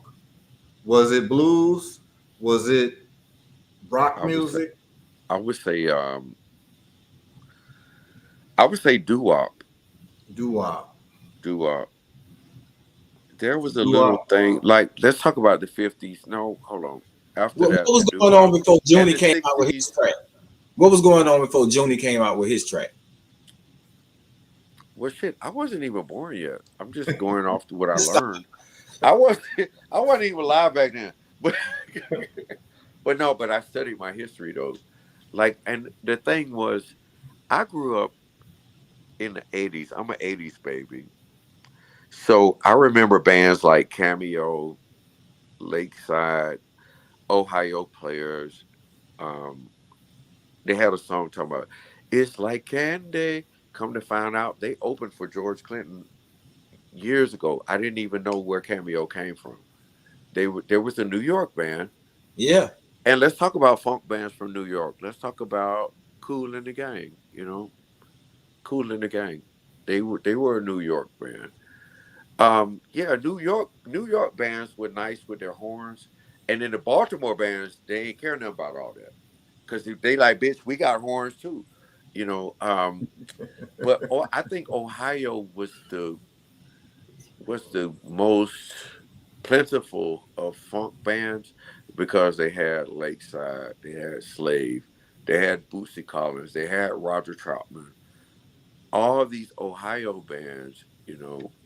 George. But I well, mean, no, George George, came George, from George Michigan. was more of a George was born in North Carolina, but he made his bones in Jersey, Plainfield. Then So he the Ohio people. he started writing for Motown. Then I thought it That's was yeah, that's the Detroit. Yeah, that was a Detroit connection. okay. All right. But yeah, but the Ohio people, I can never take that away from them. But like, we got James Brown, like Georgia. Yeah. So was Junie was before James. No, Junie was after James. Junie was after James, but Junie was that first like bully to play every instrument. He was like the first Prince in Ohio. This nigga played all the instruments. Junie, Okay. yeah. And Bernie learned from him. All the Ohio players learned from him. Everybody in Ohio learned from him. And this is from my uncle Clip that taught me the All game. right. So Yeah. all right. So let me ask you this. All right. So would you say that after Sly had his early 70s breakthrough, would you say that the funk that came after Sly was influenced by Sly? Absolutely. Yes. Everything. Not even the funk, but just even the pop, everything. Prince was influenced by Sly. Hmm. Stand, everybody is a star, everyday people. Remember, even what was the your guy Arrested Development? They did everyday people. Mm-hmm. Yeah. Yeah. So But no, Sly. it's just a small tidbit to what Sly really did. If you look at his discography, oh my Hmm. God. And then if you can look back and see that when they tried to buy it away and Michael Jackson bought it back and gave it back to Sly. Hello? Yes. Did you see that part? Yeah, that's interesting because Rohan Marley said they approached Michael Jackson about Bob's publishing, and Mike told him I'd buy it. And the Right. story kind of ends there. But in my mind, I was like, Mike bought a lot of people's Yeah. But publishing guess and gave it yeah. back to them. And we And would so give in it my right back. mind, he was He would gonna give give it it back right to. back. In my mind, he was gonna give it back to them, but they ended up getting it without that, going a different road and getting it. I saw that too. Yeah. I saw Yeah, that too. yeah. But the first thing that came to mind was he didn't realize Mike was gonna give it to him. He was just saying, "I'll go ahead He and got buy it." defensive. He got defensive. Well, I mean, I would too. I get it. I get it. I get You it. know, if I don't know Mike like that, I would too. But yeah, his history was, in those cases, he gave it back to the people. Man, yeah. It only And now I like that we're talking about Mike because I was watching the documentary. They called it the last one he did before it This Is It. This is it. Yeah. Like the soul food place. Yeah. And he said, listen, that guitar should be way more funkier than that. Yeah. Mike, we're all. He was a serious band leader. He was a Yeah, serious band. he knew his keys. He knew exactly what was supposed to be played. He knew everything about all the songs that he was doing, and that was tremendous. Yeah, that was tremendous. Here's my question: who was playing funk before Sly started playing funk? James Brown. James Brown. Who was playing funk before James Brown started playing funk? Gospel. Okay, so before that, Africans, the slaves. It comes from the slaves. It comes from the slaves. It comes from pain. It comes from the blues.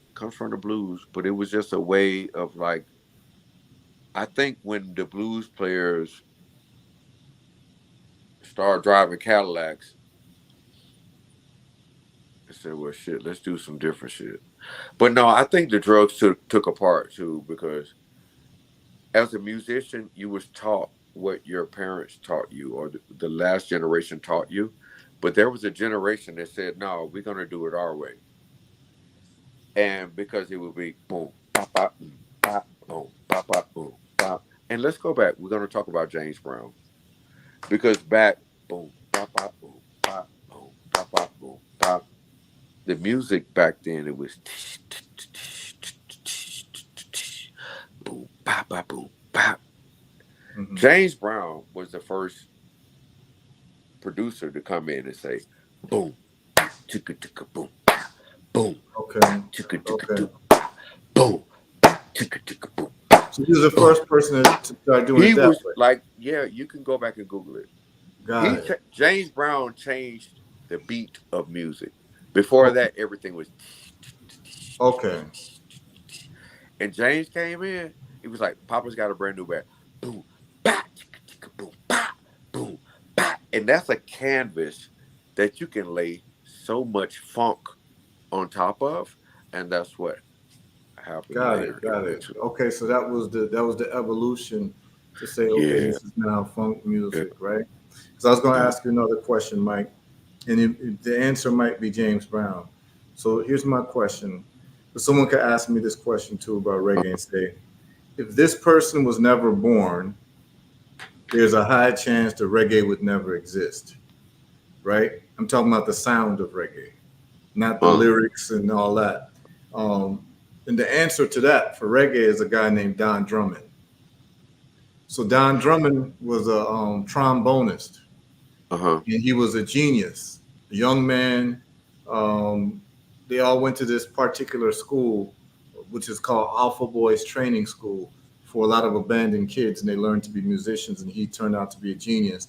And he was the one on the trombone who started doing that repeater sound with the horns in the big band sound of the Scatolites to start the ska music, right? Yeah, and so without that, you might not have the musical aesthetic of reggae music if someone didn't say, hey, let's use the horn as a repeater. That's where you get that skank from, right? So I would think Lee Scratch Perry, but so did he record with Lee? He was before Lee Scratch Perry. He was before Lee. Okay, got it. Yeah. Wow, so he was before. Okay. He was He was with the Scatolites when they started doing ska music. When they were doing the big band music, and then they started doing the ska music from the big band to ska transition. Wow! It was him who started using the trombone as a repeater. You know what's crazy? I listened to this Amy Winehouse stuff, and all it is the old ska. They keep recycling it over and over. I love it. Right. Exactly. So that was Don Drummond who said, instead of just playing the horn this way, we're going to use the horn actually as a rhythm section, or the horn as something that is more percussive. And guess what? James Brown did the same thing. Okay, so it would be James. So my question to you was going to be, if X person, blank person never existed or never was born, funk might not ever have existed. Is the answer James Yeah, Brown? it's James Brown. It would have to be Okay. him. It would be James. Okay. It would be James. Yeah. Now, was it James Brown or James Brown's band, his musicians? Or was No, it James who said, this is the sound? Yeah. Because I know Bootsy played him. It was Mr. Brown. It was Mr. Okay, yeah. it was James We Brown. gotta give. We're gonna have to give him that. We're gonna have to give him that. Yeah, it's Mr. Got Brown. it. Like, yeah, he did that. Like, yeah, And Augusta he coined the Georgia. term funk? He was the first person to use the name funk. He had a song called "A Brand New Funk." You know, and funk used to be a bad word because it sounded too much like fuck. They wouldn't Right, even say it. They wouldn't even say it out loud. right, And George would talk about it later. You know, funk used to be a bad word. right. Now No. everybody want to get down. But see, the thing was with George Clinton and Parliament Funkadelic, that would be years later, and then George would even like play spar fight with James, talking about grandfather, Godfather. No, you the grandfather. Like, oh, like, they Right. would be fucking with each other. But the thing was, George was so proud of James. He was, he was, man. He was proud to carry that funk thing on, and the funk emblem. Like George, say it loud. I'm funky and I'm proud. He took all the James Brown horn players. Yeah. Um, the drummer, Cash. Everybody just came together as one. Bootsy. And what I wanted to say was it was a change of drugs. Back then, it was heroin, coke, but now they had this new thing they doing acid.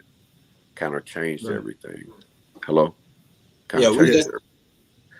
Acid, mushrooms, psychedelics. That is what created funkadelic. It comes from the word psychedelic, but Right. funk and psychedelic, so it's drugs. And now we can fast forward to the '90s. Remember when the X pills came in? It's like every generation is going to be new drugs. And then when the lean came in, that changed the music. This Hmm. chopped and screwed. Like it's going to happen. All you got to do is sit back and wait. It's all going right. to be new drugs that's going to influence the music of the time. Sly Stone was back then with Ray Charles. Heroin. Songs were slow. Bang. It, beat, bang. Bang. It's like, bitch, you gotta be high. You on that tempo. But Right. no, but dead serious. But the horns was on point though. Bing, bang, oh, bang. Pull up, drown in my own tears. The tempo was so slow, bitch. It's like, man, but you had to be a masterful musician to play at that tempo. And I don't like tempos that's too slow. I don't like tempos that's too fast. But at the same time, when you give me a fast tempo, I know how to lay back and save myself. You know, I know how to lay back and save myself. But when I'm too slow, I'm not going to give my all to you because I got to last longer. Does that make sense? Yep. Right. Are you saying when you said drown in my own tears, you talking about Ray Charles? Ray Yep. Charles, "Drown in My Own Tears." Yeah, live in concert. Yeah, yeah, Okay. yeah. But I brought up Ray because he was the main teacher of Sly Stone. That's where he learned all his vocal style and his keyboard playing. If you ask me, I can see some of that. I can see some of yeah, that. all of it. Yeah. But Sly did it his way, just like how I Yeah. learned from George, but I did it my way. Yeah. Ray was the first phenom. Yeah, yeah, yeah. Yeah. And then Aretha would come. Aretha would come a little later. Yeah. Yeah. Ray Charles was playing funk? He No, was he was doing soul R&B, but it yeah. was the basis of funk. It was the foundation of what funk would be. Yeah. If you listen to Sly Stone anyway, because if you listen to Sly is like Ray Charles 3000. Yeah, because On but them it's keyboards, that's especially on them most thing. keyboards. It's the Yeah, musicianship, and that was his first instrument. yeah, yeah. That was his. He would nasty you up on them keyboards. Pull up, funk get stronger. Just a little millimeter longer. Funk gets stronger. Funky power by the hour. Funk will sit and never go sour. Like George Clinton and Sly Stone were best friends. Yeah. And Yeah. it was like they tried to just see who could weird each other out. Yeah. I think Sly's writing. I think Sly's writing really influenced George. Influenced, yeah, hello. Think Because about you it. But because you're see, trying to outdo. George was already like he was just a weird person. But as you mentioned that, I think that did influence George to because like George was already like a certain thing, Yeah. but Sly was just so open, free, lyrically inclined. So now that you mention that, I kind of follow you Yeah. because like Steel Sharp and Steel, it's kind of like Big Boy and Well, Andre. George, like when he was doing the stuff for Motown, George was a great writer, and he can write you, for lack of a better way of putting it, he can write really great straight songs. You know what I'm saying? Uh-huh. That's what you want. I can write you a straight song. However, the license, I believe, to Weird Out, I Yeah, believe yeah. came from Sly, because Sly took it there, and at that No, but point, but check it out. You're yeah, saying you're weirding out, but no, you're still keeping it classic and classy. exactly. Even but the thing was, even George said Sly would talking innuendos. Are you indos or outdos? Like they knew the language known as English. They knew double entendre. They knew how to keep it straight, but it still had a secondary meaning. There you go. There you go. That was it.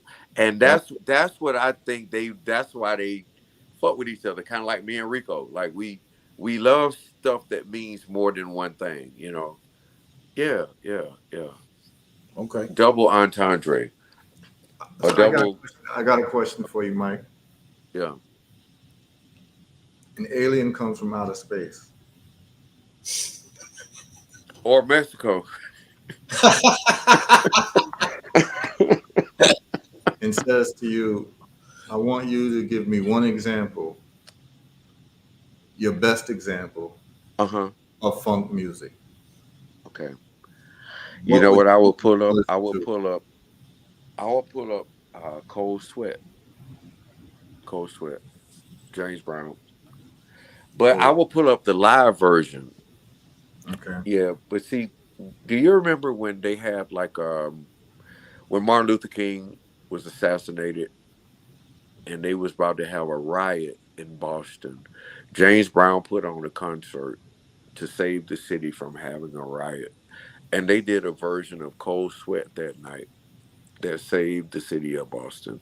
So yeah, and this was I don't want to get the year wrong, but yeah, it was like in the '60s, late '60s. Okay. Yeah, yeah. I'm gonna I check don't. that out. They have a recording Yeah, of you can Cold you can Sweat Google it. live It's in the called "The Night Apollo. James Brown Saved Boston," something like that. Okay. And that's the version that I should listen to. Cold Sweat is, but it.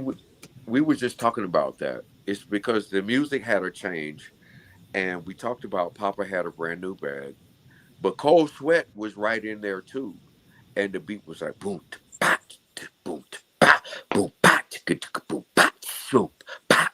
Hold on, wait. I don't know. No, I'm not gonna do it, but I don't know. Did I everything you're recommending? I'm pulling up right now to listen.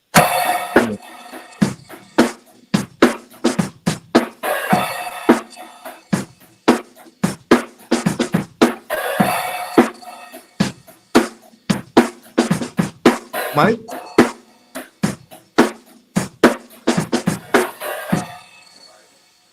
All Hmm. right, so that's when the beat of music changed. Put it Okay. on the one, that type of thing. Okay. Cold Sweat. It was Cold Sweat. That was the beat for Cold Sweat. Okay, got it. And I'm pulling up everything you mentioned, Mike, because I'm gonna do some homework tonight. So I do see the documentary, "The Night James Brown Saved Boston." I have it right Yeah. here. And you're saying that version of Cold Sweat is what you would tell an alien to listen to If if you they want to learn wanted. about funk, yeah, Yeah, yeah, yeah. excellent. Yeah, I'm gonna listen. I'm gonna listen to that tonight. Rastafunk, my brother. Yes, sir. Hold on. I'm coming. I'm coming. No, we're working on new music. We were talking about doing a new project. I'm ready. I'm ready. Hey. I just want, I love to laugh. I don't care about your want. Just wanna tell you nothing about your do's and don'ts. Ah, when you kiss me, ah, you miss my, ah, my hand and make me understand. I break out in a cold sweat.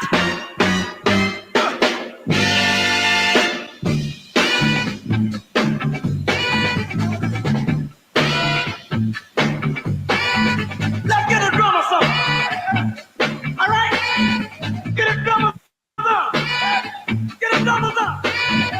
Get some Oh drummer. my God. Yo. Right.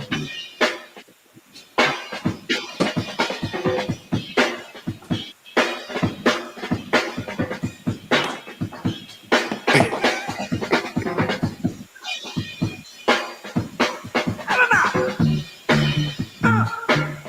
All One right. more. Okay. Double up on her. Hit it. Yes, sir. Okay. Now let's talk about Bootsy. Yeah. Yeah. Bootsy. Talk about Boosie. Yeah. Sex That Machine. was that was Boosie playing, right? No. No. That was No. Boosie playing, right? No. That wasn't That was Bootsy. That. that wasn't Boosie on that one. No. That wasn't Bootsy. That wasn't Bootsy yet. Um. There was a thing. It was called Sex Machine, and they had a thing called Soul Power. Remember, we Mm-hmm. used to do that one. That was one of Yeah, my yeah, favorites. yeah. Soul Power. We would go to Bootsy. It was James Brown live in Paris. I think it was 1970 and one. It was called like Peace, Power, Love, Power, Peace in Paris, and that was like the ultimate. That was, I think, that was their premiere as the JBs as a concert to me. Mm-hmm. Yeah, Maceo was there. I think Fred was there. Yeah, yeah. That was. I think that was their. There was their high point as the JBs. Yeah, Okay. All right. All right. yeah, yeah, yeah. Soul power. But see, the thing was what we was talking about after the '70s, the '80s came in. All the horn players got fired. The synthesizers came in. We have more digital stuff. Everything is more. It's more impersonal. It's more of a computer. It's a machine rather than a relationship.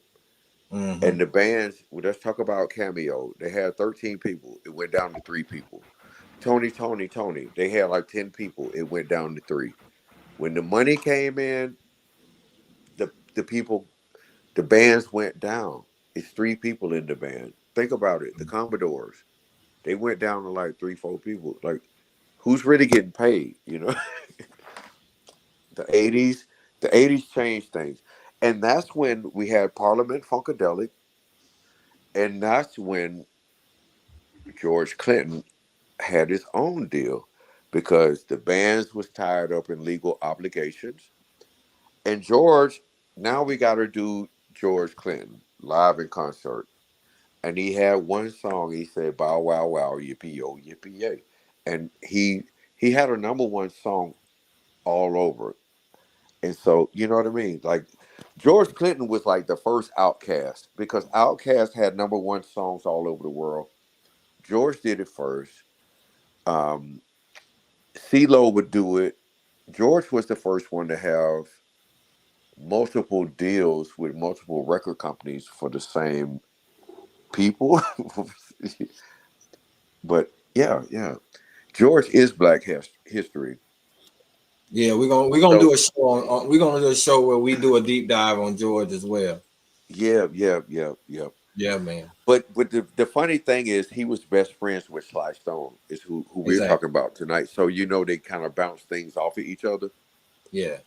and yeah, and they would try to weird each other out sometimes. Did they ever is there any track where they work together on? Yeah, a lot. I told you, it's called Funk Get Stronger, just a millimeter longer. Funky power, funk gets Yeah, I pulled that up right by the here. hour. Yeah. Funk will sit and never So go. how did George fit in that? No, it's on the Funkadelic album, but Sly just came along for the ride. Oh, Yeah. okay. It's on. It's called. It's. I don't know why. I don't know why. Where you know it belong. Pull up. I'm gonna pull it up now, but I always thought it. You keep holding it back. I was Put it thinking where it you know it was. belongs. I thought it was a Sly song. No. Now George never got on the Sly song, but Sly got on George songs. Got you. Yeah. Okay, I didn't realize that. I thought there was a. But if you pull up that album, it was called Electric Spanking of War Babies. Exactly. I remember that. Yeah. Man, it's funny. I got so many things like when you know these people as friends and individuals, we all have our vulnerabilities. So, you know, there's certain things I will talk about, certain things I won't talk about, you know, but they all just people just like us, man. We're gonna do Funk Get Stronger real quick. Hey, Funky Stronger by the hour. Funk will sit and never go sour. I love that. Damn, my bad. Okay. Ow! Turn it on now. Let the funk get stronger. Just a silly millimeter longer. Funk is stronger. As it goes on, funk is stronger. As they say in the great big state of Texas, an armadillo millimeter longer. Funk is stronger. Funk is stronger. Funkadelic say, funk is stronger. Gorilla millimeter longer. No West, it's a killer millimeter longer. Funkin' stronger. This is what they say. Had a little money. David got his way. Go Goliath. Into your snakes. David was funky. Over and nice. A millimeter longer. A gorilla millimeter longer. Funk is stronger. As it goes on. Ha! Check it out. Ho! Sammy should listen. Cassius wasn't play. Floyd still patting. The chance back today. Smoking Joe was smoking. After too long. The champ was still joking. We know what made him strong. Oh, it's the flow in Manila longer. Flow like a butterfly, sting like a bee.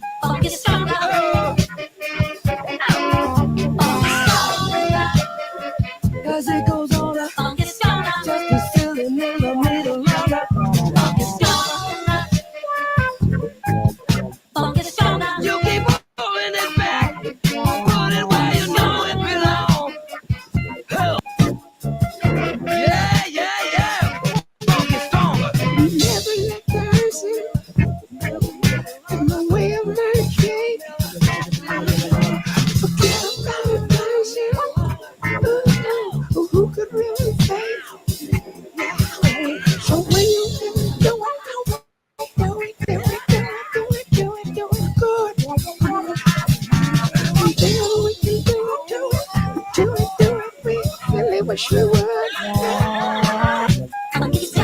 Yeah, I think I see Sly. Hey, Sly.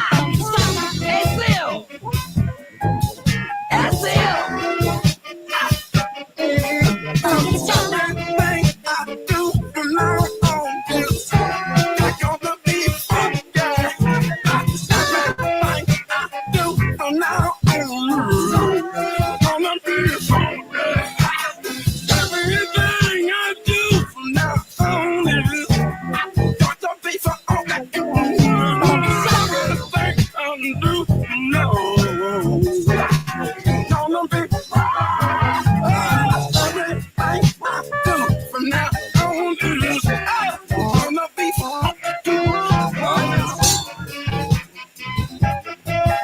funky sound. We love to take you home with us. We love to funk your heart. Funk it stronger as it goes stronger. Silly, really, kill millimeters on the funk it stronger. It's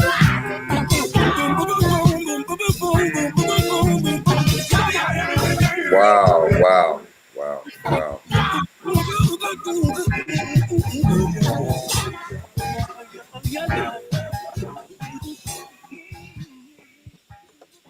When Yes, I sir. when I listen to that song, I listen to George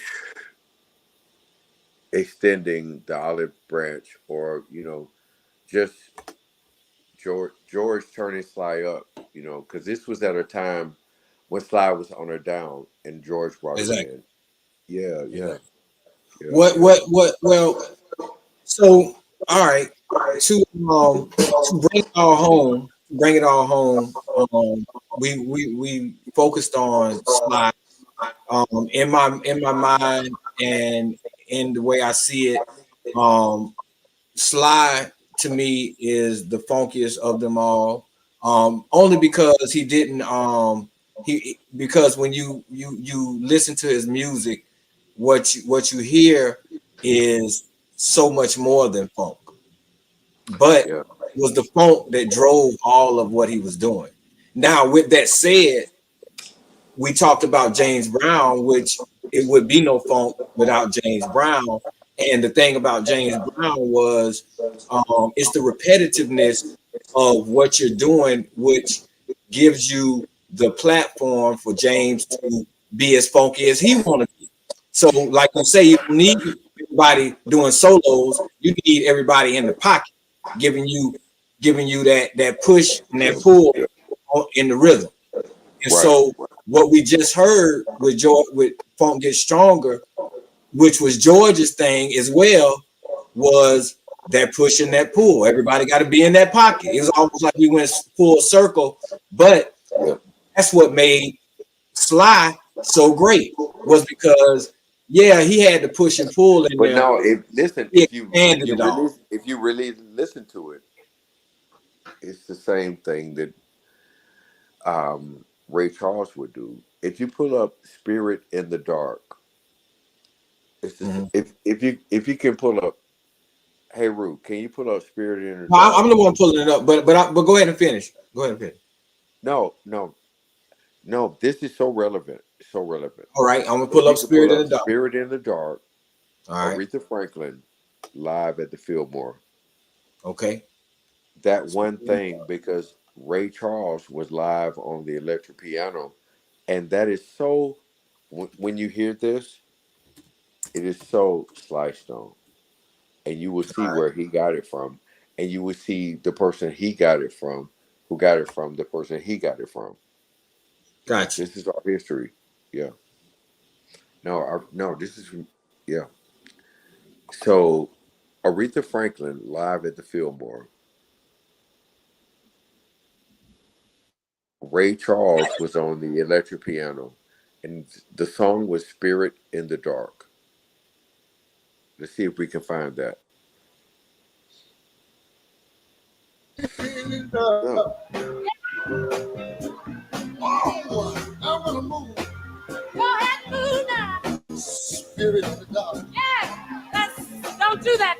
Right. Yeah. Get down, Ray. couple of more. Yeah. Yeah. Say that I'm Move out. Spirit of God. The spirit. It's like Sally Wall. Sitting in a soul. Ain't that me? That's how you do it. You get on up to it. Listen, just like a movie star talking to Ray Charles.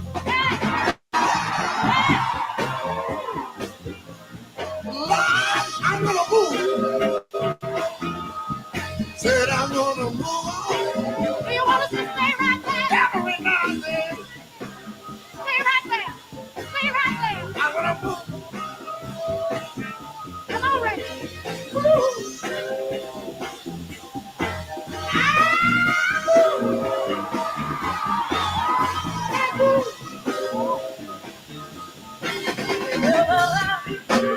Oh, yeah. All right, Ray. All right. Well, I'll tell you what. Why don't you sit right here? Take this from me. Would you play just a little bit for me? Okay, sure, I'll play for you, but you know that. All right. Beautiful.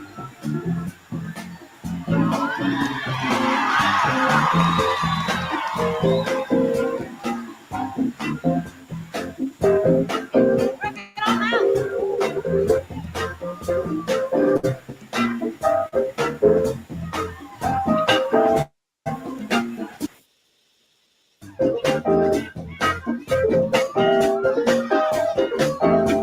Funky up in here. Have you got it down here?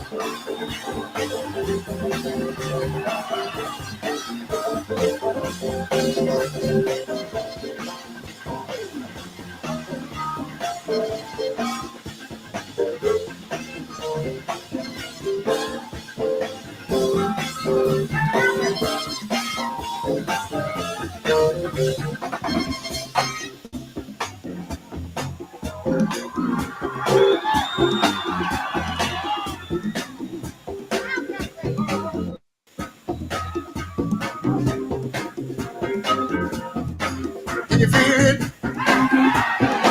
Listen, can you feel it? All right. I see what you're saying.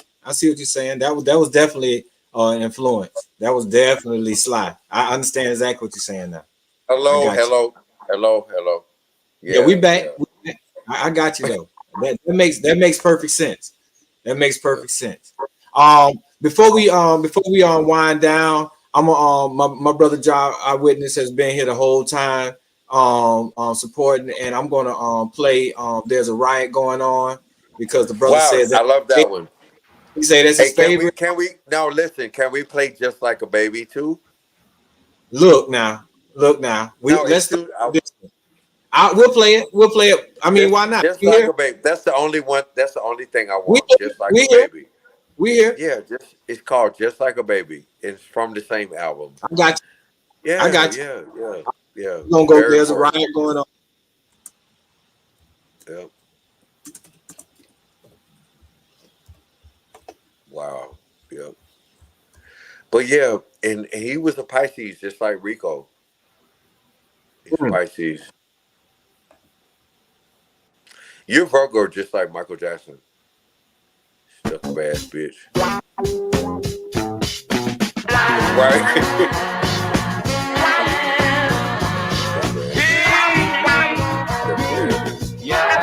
Right. Texas, oh yeah. Feel so good, inside myself, don't want to good, inside don't need to love.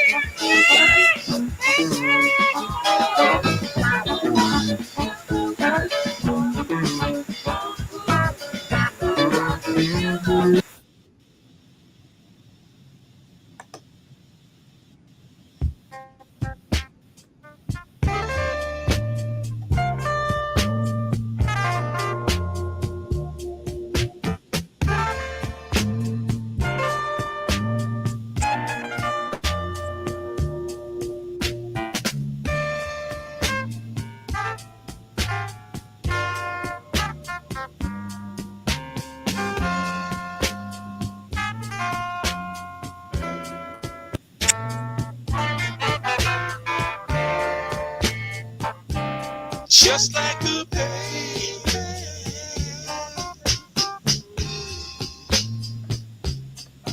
Sometimes I cry. Just like a baby.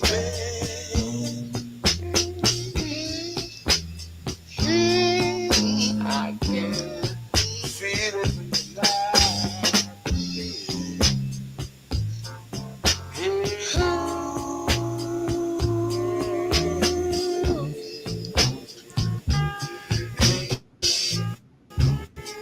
Oh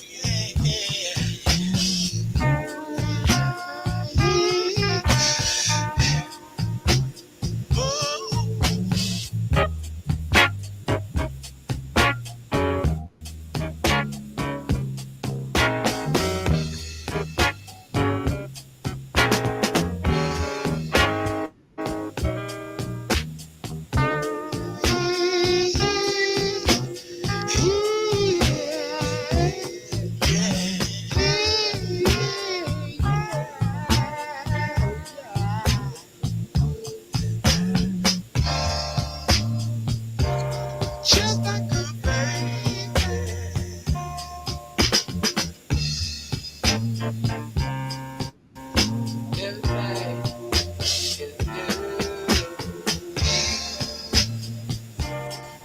Just like a baby.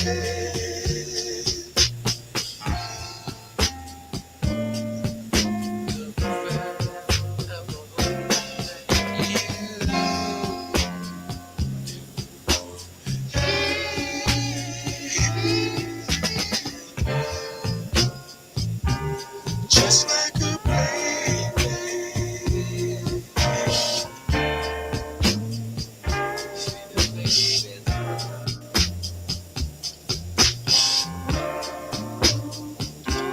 Just like a baby.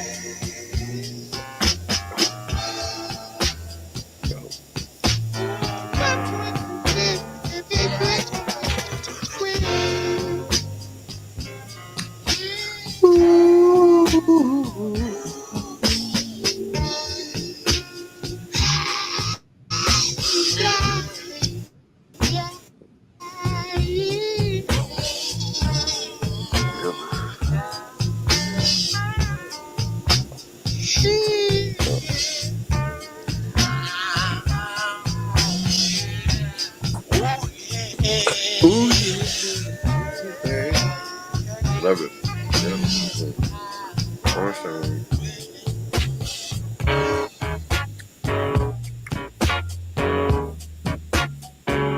Yeah, James.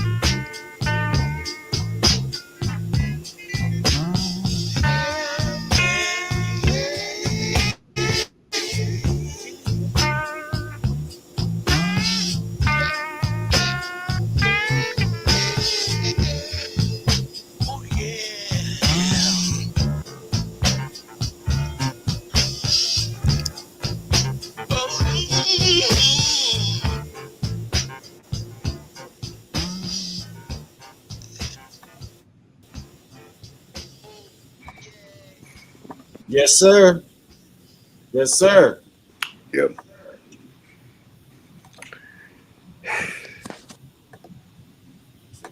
Yes, sir. Yep. Very much so funky. Uh, Very much so funky.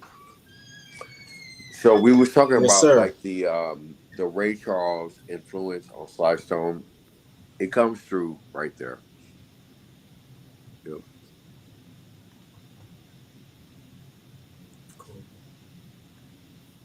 Go ahead. I'm sorry. I thought I had it turned off.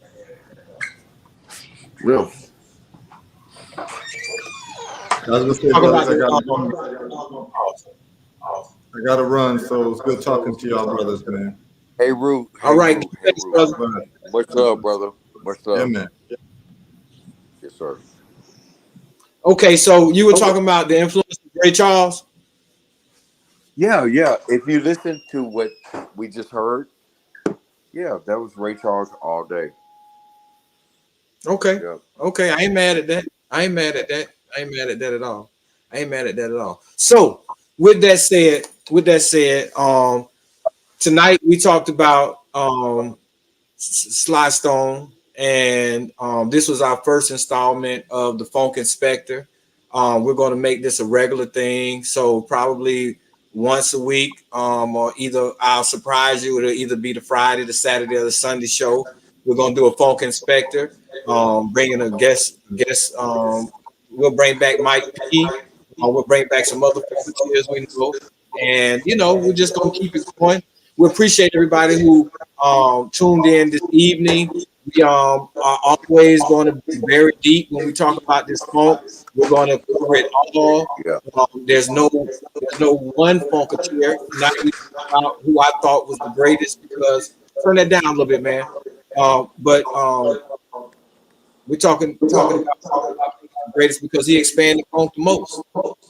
And everybody else, who came after him, would look at him as an influence on what they were doing. So big up to Sly Stone and all he's done for funk, all he's done for music in general. And yeah, we really appreciate everybody who came in. Don't forget, we got the cash out, the original Rastafunk. Help us keep the channel going. We appreciate it. Run it.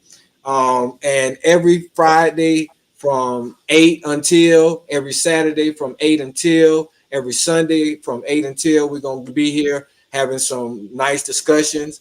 It's not going to always be funk, but it's always going to make you internalize. So until the next time, I appreciate you, Brother Mike, for coming through and helping us with this funk discussion. Appreciate Brother Heru for coming through, helping us with the funk discussion. Brother Heru has a show Monday through Friday. You can catch him on YouTube, Facebook, Twitter. He starts at 8 Monday through Thursday.